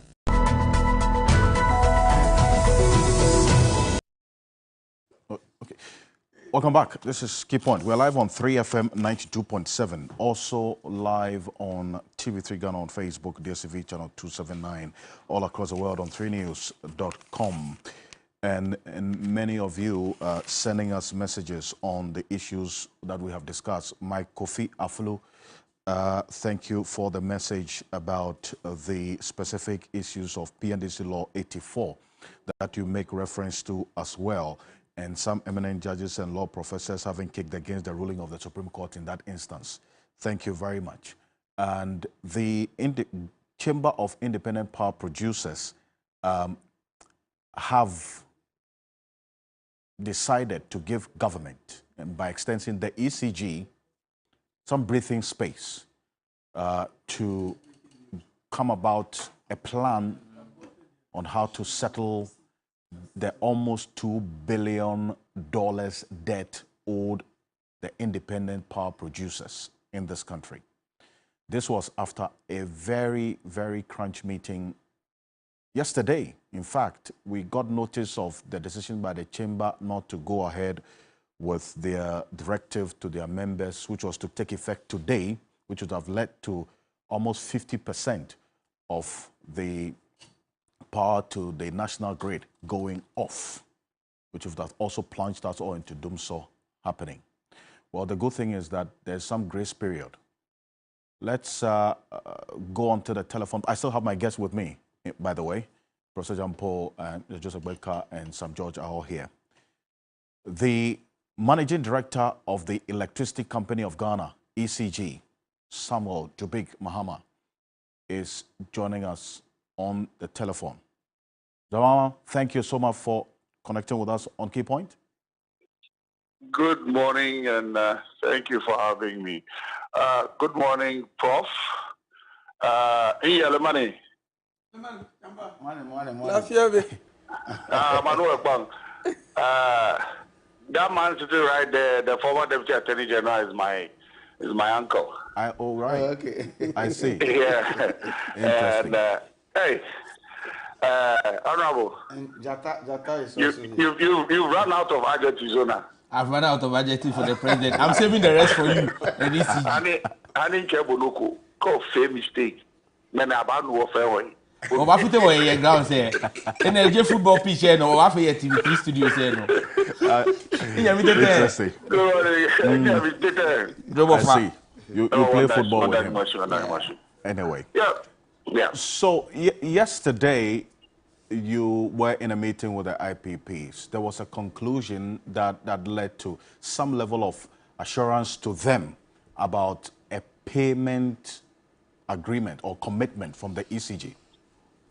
Give us a bit more detail of what happened yesterday at the meeting. Well, before I go on, I'd like to say a big thank you to the Chamber of IPPs for being a growth partner with ECG. One of the main things that were identified yesterday was the fact that there's been no form of cohesion amongst us as an entity. One of the main things that also came out is that there are a lot of issues that one side knows, the other side doesn't know, and so brings about a lot of mistrust in the whole sector. So one of the things we agreed upon was to streamline all of those things, and then we made them an offer about ring fencing the old debt point, and then making sure that moving forward, ECG will stay current on their bills to the IPPs to make sure that there's certainty of payments. You know, one of the big problems the country is facing is the fact that there's no certainty in the amount that people receive, at least IPPs receive in form of payments towards the power they've supplied. Electricity is actually a seasonal business because right now it's the cold season, so purchases are quite low. Right. So what you were receiving somewhere in November or December, it will drop drastically. So until we find a flat and good amount that would even it out for all of them, be able to receive something that their lenders can look forward to and say, hey, this is our barest minimum to expect. But it is always a number that could be bettered. There would always be these issues of arrears because in this life, nobody is actually expected to pay off their total debt. In certain parts of the world, we all live on credit. But it depends on how expansive your credit line is. So we just need to come to a proper way of restructuring that line, and that's what we agreed on yesterday. I see. And that's the commitment to pay. I wanted to understand what exactly led to this point that we had to actually wait till the last day of the notice that they gave, that by July 1, we're going to go off. It was on June 30 that you sat with them and had this agreement. Why? No, not necessarily. The conversations have been going on for some time behind the scenes. I must be very honest, ECG had made contact with every single independent power producer. We had come up with what we wanted to and how to move forward. But in meeting the chamber as a whole, it finally happened yesterday. But ECG had been talking to each and every single power IPP throughout the whole period. So no, the conversations were going on. And you know, with these things, it can never be one day and you finish. I'll make you an offer. There'll be a counter offer. I'll make you an offer. There'll be a counter offer. And the person who's drawn the line in the sand will definitely want to drag it all the way to that day to see if he can get a better deal out of it. But as you know, my uncle knows where I'm from, so he can push me to the wall. Where I stand is where I stand.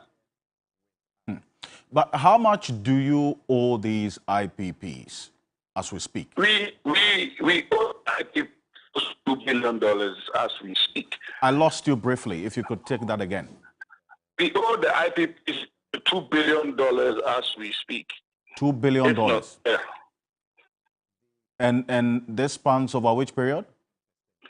This spans over a long period of time, because, as you know, because of some of the capacity charges involved, you can only pay some and leave some. So I think this bill, some of it have been accrued since 2019.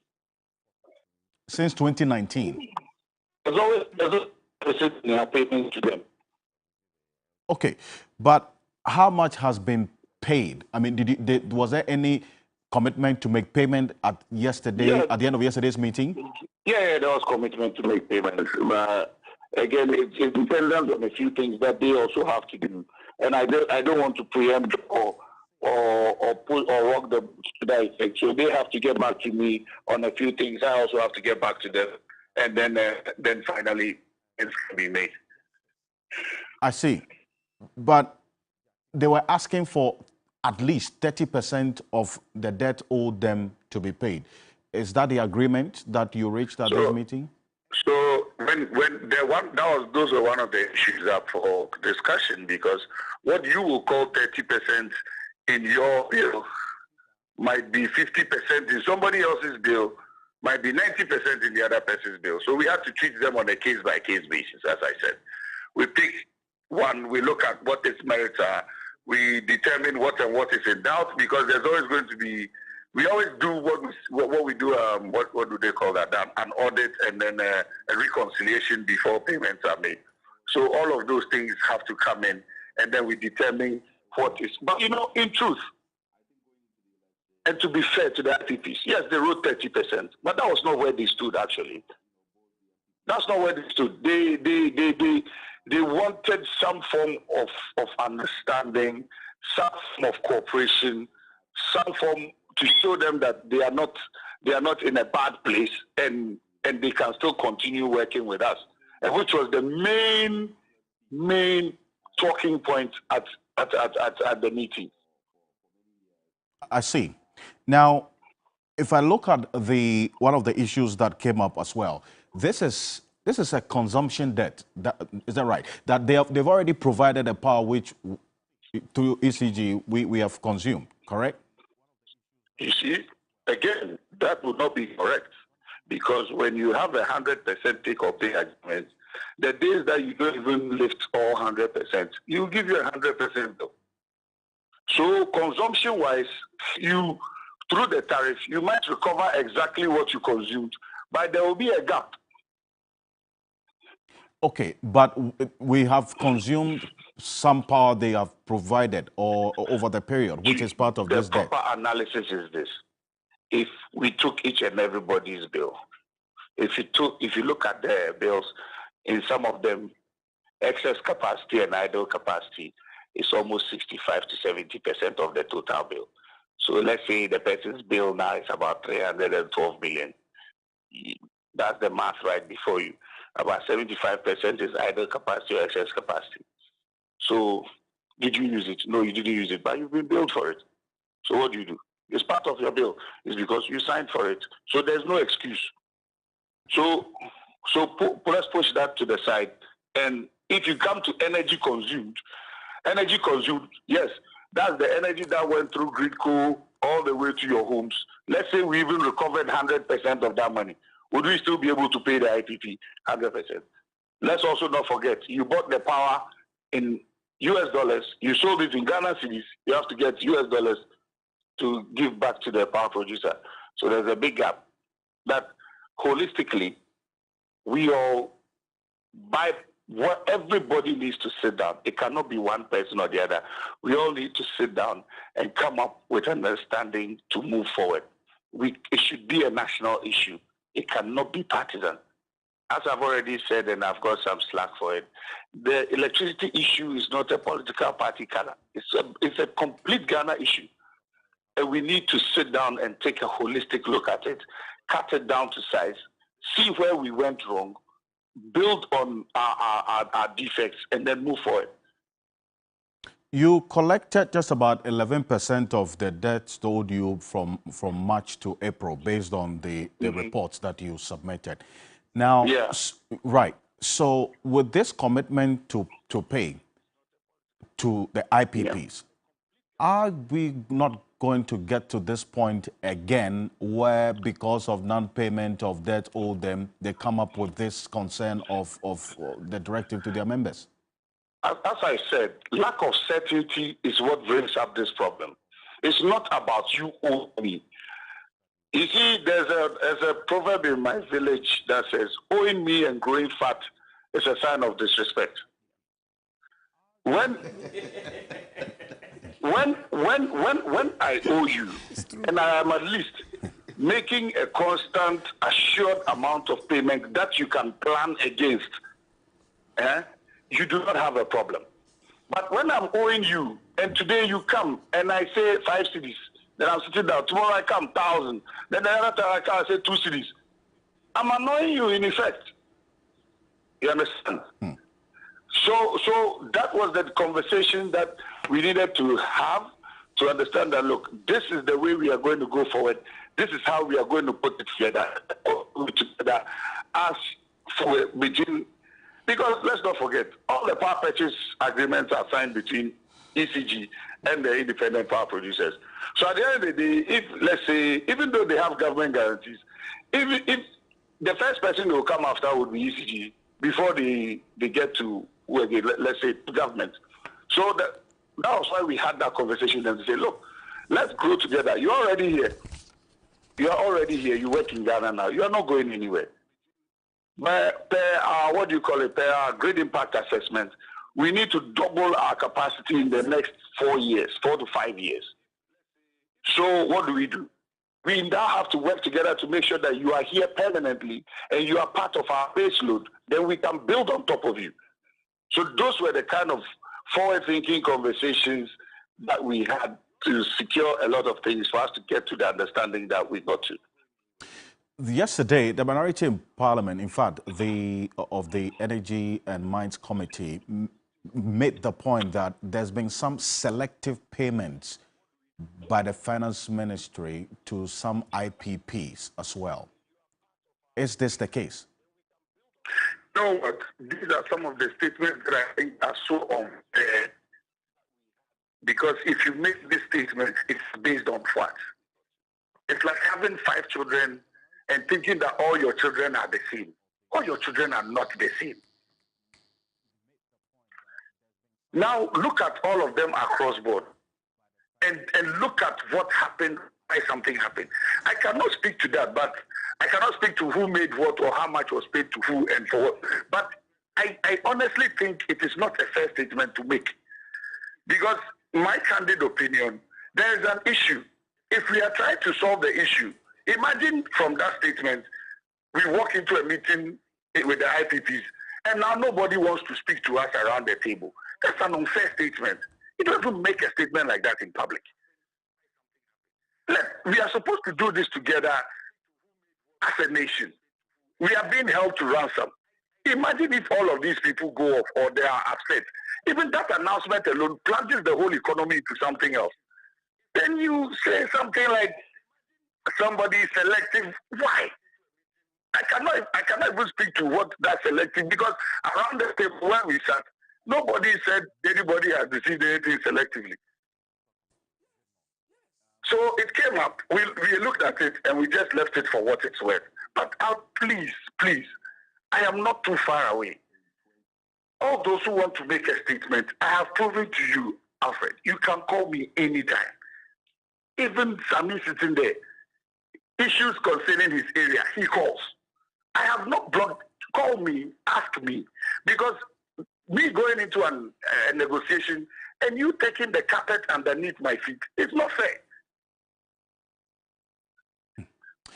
Someone to pick, Mama, stay with me. I know a step of the way. Let me bring in some George here, especially because there were concerns that were raised by some members of parliament about how we got here in the first place and what could have been done to avert this situation that until yesterday, the IPPs got some resolution that they were going to be paid their money, this agreement with the ECG, and the concern about what existed between over the last number of years that we've engaged the IPPs to also contribute to the national grid. This is the ECG board saying there's been some compromise, some agreement with the IPPs, and so they've given the ECG some breathing space to come up with the money to pay them. Mr. George. Well, thank you. I've heard the explanation my friend and brother Mohammed Dubik has tried to give to this, but this problem is bigger than ECG. This problem, ECG is part of the problem, but the problem is bigger than the ECG. How did we get here? We're talking $2 billion of debt owed the IPP. Can we first and foremost ask the finance minister, Ken Ofori-Atta, who in the first place should still not be in office because the deal he struck with the MPP, the president struck with the MPP MPs has lapsed. He's gotten his IMF deal, so we don't know what he's still doing there. But in 2019, Ken Ofori-Atta came to Parliament for approval to undertake a Euro bond. We did a $3 billion Euro bond. Now, in the prospectus that was brought to Parliament, $1 billion in 2019, and we're in 2023 and we're now talking of $2 billion. So it tells you in 2019 the debt was not up to $2 billion. In 2019, the debt that sat there was slightly over $1 billion. The plan was for us to take a €3 billion bond. The prospectus that Parliament agreed said we will spend $1 billion out of the $3 billion to refinance the debt owed IPPs. Because the problem you have here is the IPPs owe their banks for fuel and a few things that they have done for their operations. ECG must sell the power, collect the money, and pay these IPPs for them to pay their banks. So we said we will take this $1 billion Euro bond, pay off the banks, and become the financier or creditor to the IPPs as and when ECG pays, we settle ourselves. ECG would handle this $1 billion. The pressure that we face and threats of shutdown will not happen. We took the Euro bond, $3 billion.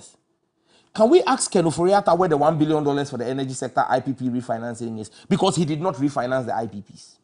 He did not refinance the IPPs? He did not. And so the question we must ask Ken Ofori-Atta and by extension Nana Addo Dankwa Akufo-Addo is where is the $1 billion that was taken in 2019 to refinance the IPPs? That today we are sitting with $2 billion in debt. Secondly, ESLA has accrued 25 billion Ghana cedis. ESLA was brought in by the NDC to deal with some of these legacy debts. They have extended ESLA beyond its sunset clause, which was 2017 when we passed it, and they are still collecting ESLA. Where is the money, the 25 billion Ghana cedis? We owe 2 billion. Even with the inflated elephant size of our forex exchange, based on the poor handling by Bawumia and Nana Addo, that has led the dollar now to 12 against the cedi. You still at $25 billion are looking at $2 billion. So where is that ESLA money that we have collected? Now, apart from ESLA, this government has introduced a new energy tax. This was introduced almost 2 years ago. The Energy Sector Recovery Levy, which has been put on petrol, on diesel. Every time you buy petrol and diesel, you are paying a new tax, Energy Sector Recovery Levy. Where are the receivables? How much has accrued to it? What have they used that money for? So I am giving you where the problem of these IPPs is coming from. And that's why I say it's bigger than ECG, because ECG is not the one who is disbursing $1 billion as part of the Eurobond in 2019. ECG is not the one disbursing the energy sector recovery levies. The ESLA that has accrued 25 billion is disbursed by finance. Where is that money? Then you need to sit back and ask yourself, this IPP debt, how has it come by? Almost $300 million of it is money that is owed for AXA and Car Power for diesel, heavy crude that is being used to run their plants. So we are buying and we are not paying. Yet you are collecting tariffs. ECG is collecting tariffs. So what is ECG doing with that money? The ESLA is being collected. What are they doing with that money? Energy sector recovery levies is being collected. Why are they not paying the suppliers who have supplied almost $300 million of crude for just 2 power plants, AXA and Kapow? Again, based on the mismanagement of Akufo-Addo's government and Bawumia as head of economic management team, you've had the forex, because don't forget, when Dubik was speaking, he spoke about paying in dollars and things. Most of these bills are dollar denominated. And so when you have a government, you have a sleeping beauty government. Our president is sleeping beauty, sleeping on the job. When you have President Akufo-Addo who is sleeping on the job, he has slept on the job, and now the dollar has moved from 6. And this 6 was not what was handed over to him. 6 is in 2019. What was handed over to him was 4. When Mahama handed over government, President Mahama, not Mahama Dubik, when President Mahama handed over government to Nana Addo Dankwa Akufo-Addo, the dollar was changing at 4. Today it has become it's suffering elephantiasis. It has tripled, 300% increase. Now the dollar is changing at 12. So just forex differential alone, between when we handed over government to them in 2017 and now, or even when you just use from 2019 till now, it's over another $300 million. Forex losses. Because Bawumia and Nana Addo are sleeping on the job. And Cinderella that's and not power her that has sisters. actually been supplied. So now the last point I'll make makes the point about the fact that even though the IPPs provide power, it's not power that we may have consumed, but because some of this power that they produce or provide is not that which we have consumed actually, but because there's a contract for them to provide this much, it still has to be provided. I disagree with the ECG boss, Mama Dubik, on that. The problem is that the entity he oversees, ECG, is currently having energy losses of about 31%. In 2016, when we handed over power to them, energy losses at ECG was 21.6%. Now it is 31%. The PDS arrangement was supposed to drop energy sector losses, power losses by ECG to 8%. Now we are doing 30%. So it is not a matter of power being produced and us not using it. Are we not seeing limited versions of Doomsaw? Are people's lights not going off? So if you say we have so much power that we are not using and it's just being produced and we are not using it and we have to pay for it, that is how it is. Take or pay, or what, take and pay, however they call it. Under this NPP government, they have signed at least 4 new IPP agreements. They are all take and pay or take or pay. So it is not a matter of excess power. There are times we don't have excess power. There are times because there is lack of power, we have Doomsaw. So it is not. It is the losses in the system. Over 30% losses in the system. That is a critical part. It is that led to us losing the $190 million as part of the MCA compact. You understand me? And the biggest challenge that ECG is suffering, Mama Dubi cannot say it because he's an appointee of the president, but I'll say it. I'm not an appointee. I don't expect to get an appointment. Is that when President Akufo-Addo, for political expediency, woke up and reduced electricity tariffs without recourse to PURC, he created a shortfall in ECG revenues. So today, Mama Dubik would not sit in his air-conditioned office. He would be all over the town with meter and with a plier and tester, disconnecting people for owing debts. He would do that all the same, but he would not fix the hole that was created by Akufo-Addo's irresponsible decision to reduce electricity tariffs because he wanted to score political points. Because there is something that goes into the build-up of the electricity tariffs. And ECG MD knows that when they go to sit with PURC, their operating cost has more than doubled. So when the president just sits down and says, to score political points, I'm dropping the tariff, how do you expect ECG to then pay the IPPs who are producing that power? This is where the problem sits. So I want to make Mama. So Alfred, can I? There are a number of things. Yes, that's the first being. Sam George, you said a lot. I'm tempted to give you answers like we are at our Sunday place because most of them are not factual. If you give those answers, they are not going to be TV allowed. They won't be allowed for TV. Now, let me pick them one by one. 100% take or pay is not the same as 40% take or pay. First point of correction. Okay. 2, I told you something. I said, we need a holistic approach to this matter. If we keep dropping the thing at everybody's doorstep, we would have a big problem. Now, In 2015, ECG's billing system was given to it by the World Bank. And you, as an IT expert, know that what is Oracle operating on now? ECG's billing system is in Oracle 9. What Oracle is in what? 22. They gave it to us, let's not wash our dirty linen in public, because most of the problems, in my candid opinion, are not coming from us. It's because of the bad advice that we are getting from certain quarters. And until we disassociate ourselves from that bad advice and take pure operational issues that are bespoke to Ghana, we may not solve this problem after all. Because in truth, if you are expecting a certain amount of revenue and you are not seeing it, the very first thing you have to do is to go and look at where the problems are and try and plug them. We've seen some spike in revenue based on what? All the digital transformation from end to end up to cashless. Fine, granted. Now, we again believe that that is not the end, because if I was myopic or my entire board was trying to be silly, we would have said through the closing that gap, we've seen some spike in revenue, which could be attributed to ABC and D, so it's okay. But you always have to compare your sales. You always have to compare your sales to your revenue. Now, you keep comparing the sales to the revenue, and you realize that in certain bills that come to your table, it is flat. It is flat. We are in a unique position now where everybody realizes that, look, it is difficult. It is hard. So let's reassess. I heard someone send me a soundbite on one of the radio stations where someone says, we cannot renegotiate this package. Who told you we cannot? Right now, it's a business. Everybody understands that it's a business. And because it's a business, everybody is ready to adjust.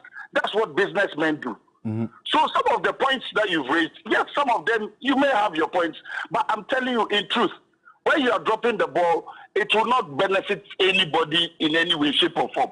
Another reason why I say that is this. Look, we cannot have contracted 100% when we knew, in fact, that our country used 40%. So in contracted that 100%, when you knew your country would need 40%, what should you have told the person? Hey, in the contract, there should have been a framework that says there should be a gradual approach to your collection of the 100%. But you know, these whole businesses, if I get you, I would do what I have to do, because at that point in time, it was something that we needed. We were desperate. We wanted it. So what would they do? They would also come with their terms that we would agree to, because we know that we need to close the gap as quickly as possible. Now, about tariff, every single person will tell you, who has met me in any platform will tell you that I am not for tariff increment. Because I feel tariff increment is more like giving me a basket and telling me to go and fetch water. It will never, ever close the gap. Again, that's why I'm saying we all need to stop pointing fingers, beat steps back, take a deep breath and say, okay, what is happening there? What is happening here? What is happening there? There has been so many issues concerning the energy sector to the extent that we subjected ECG to a KPMG audit, because we've been tired of people behaving as if someone is taking from here when he shouldn't be taking from there. So what did we do? We opened it up for everybody to see what's going on. Sammy, if we go with your approach of dropping the ball somewhere that it doesn't belong, we will forget that the company that belongs to all of us needs a critical look at, and we need to solve certain basic decisions solely based on what? Business. Now, I have the unfortunate job of running a company where I am caught between the devil and the deep blue sea. Right. When am I supposed to be a profit-oriented company? And when am I supposed to be a social-oriented company? Because I'm providing a social service that has become integral in people's homes. Now, I'm being expected to make an exorbitant profit to cover certain debts.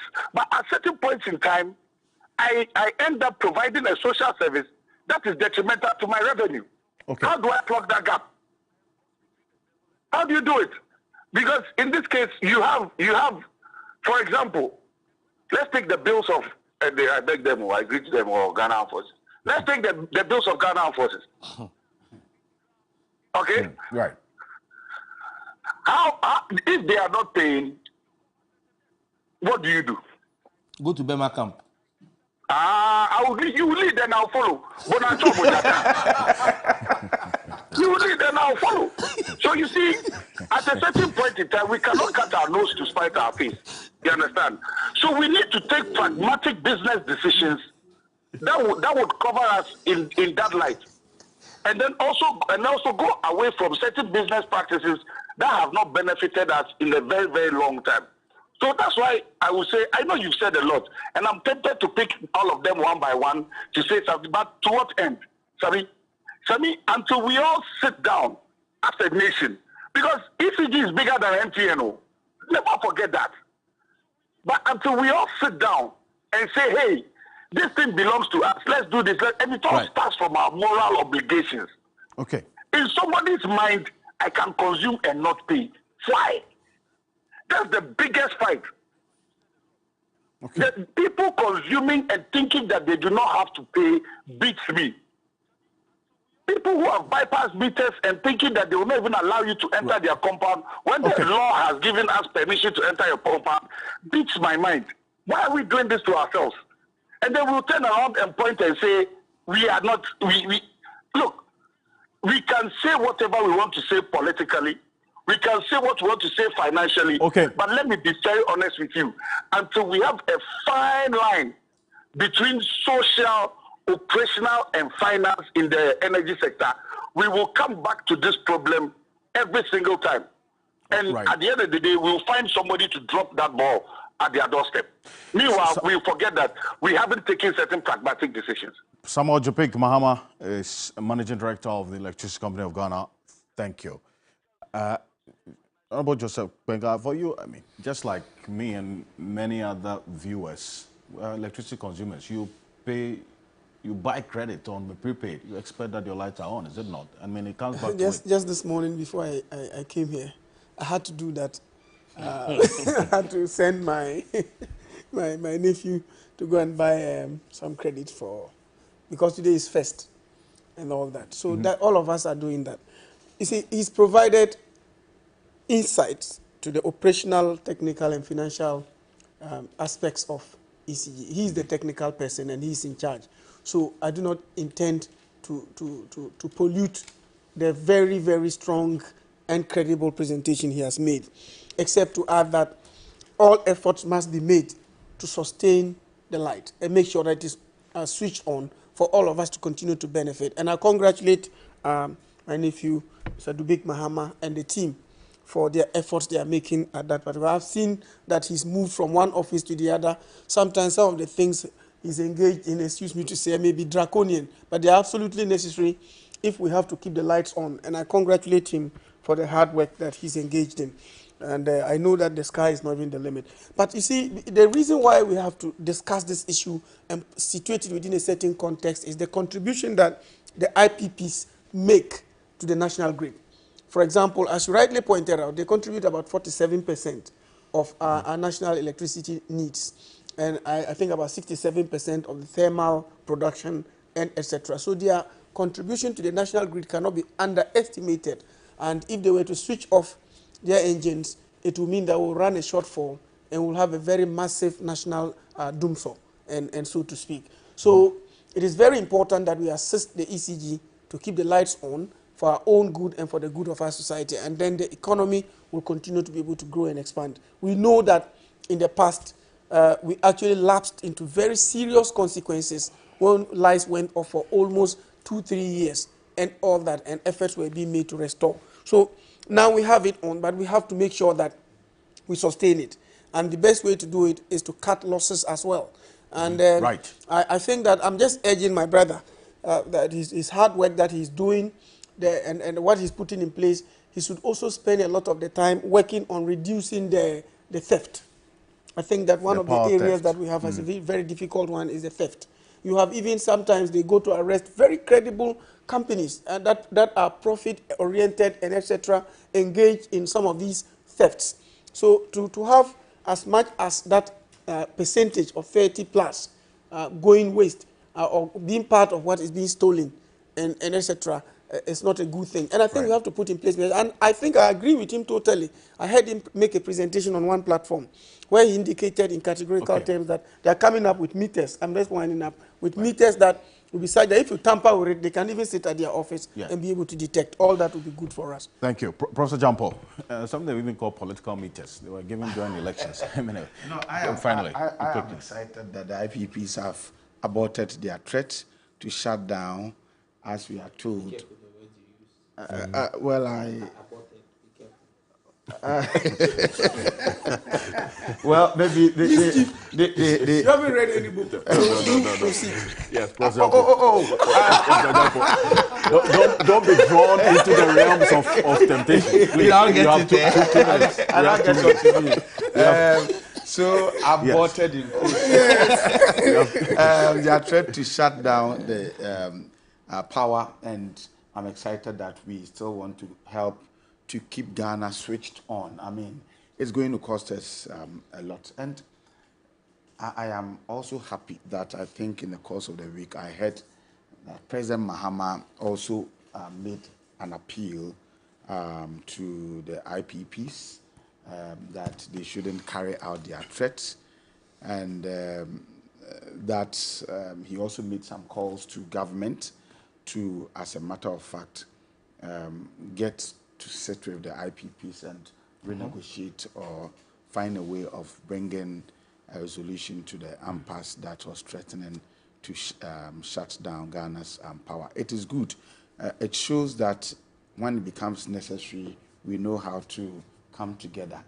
Because, I mean, if our politics is so adversarial and divisive, then you are going to get to a situation where opposition leaders may be thinking about sabotaging the national agenda as a way of getting the opportunity, making the government unpopular and getting opportunity to win power. But I like the fact that President Mahama also spoke and appealed to the IPPs. It is good for us. Let us continue to work hard to keep Ghana switched on.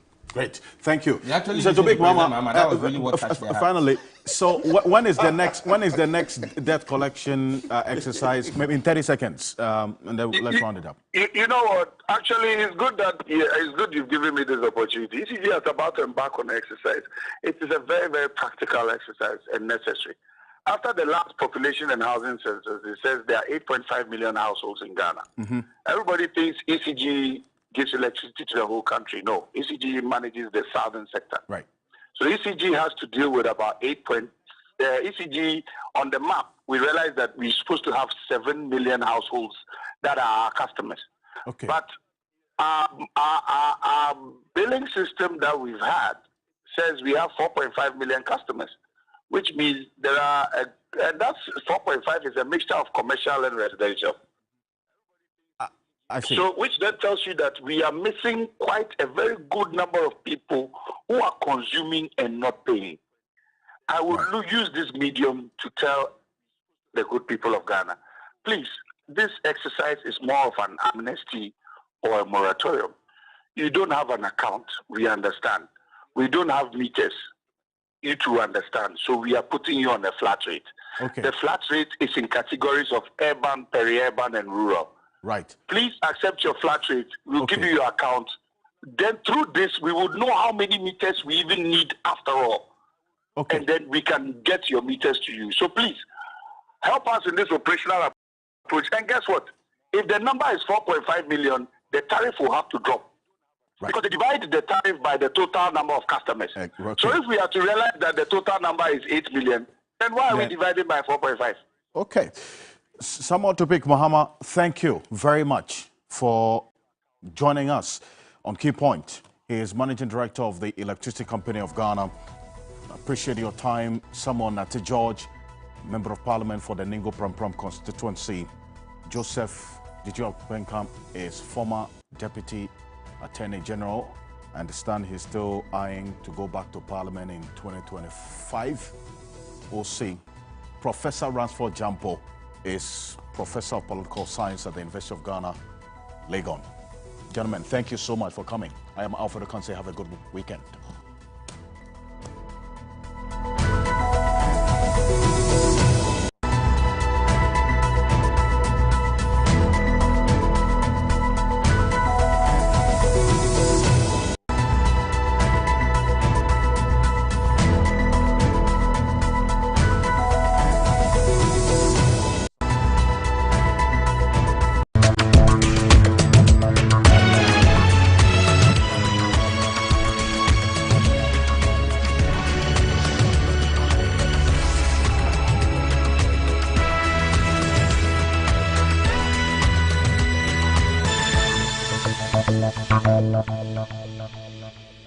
This program is rated U. It contains no scene, action, or dialogue that could be construed as disturbing, harmful, or offensive. It is suitable for all ages.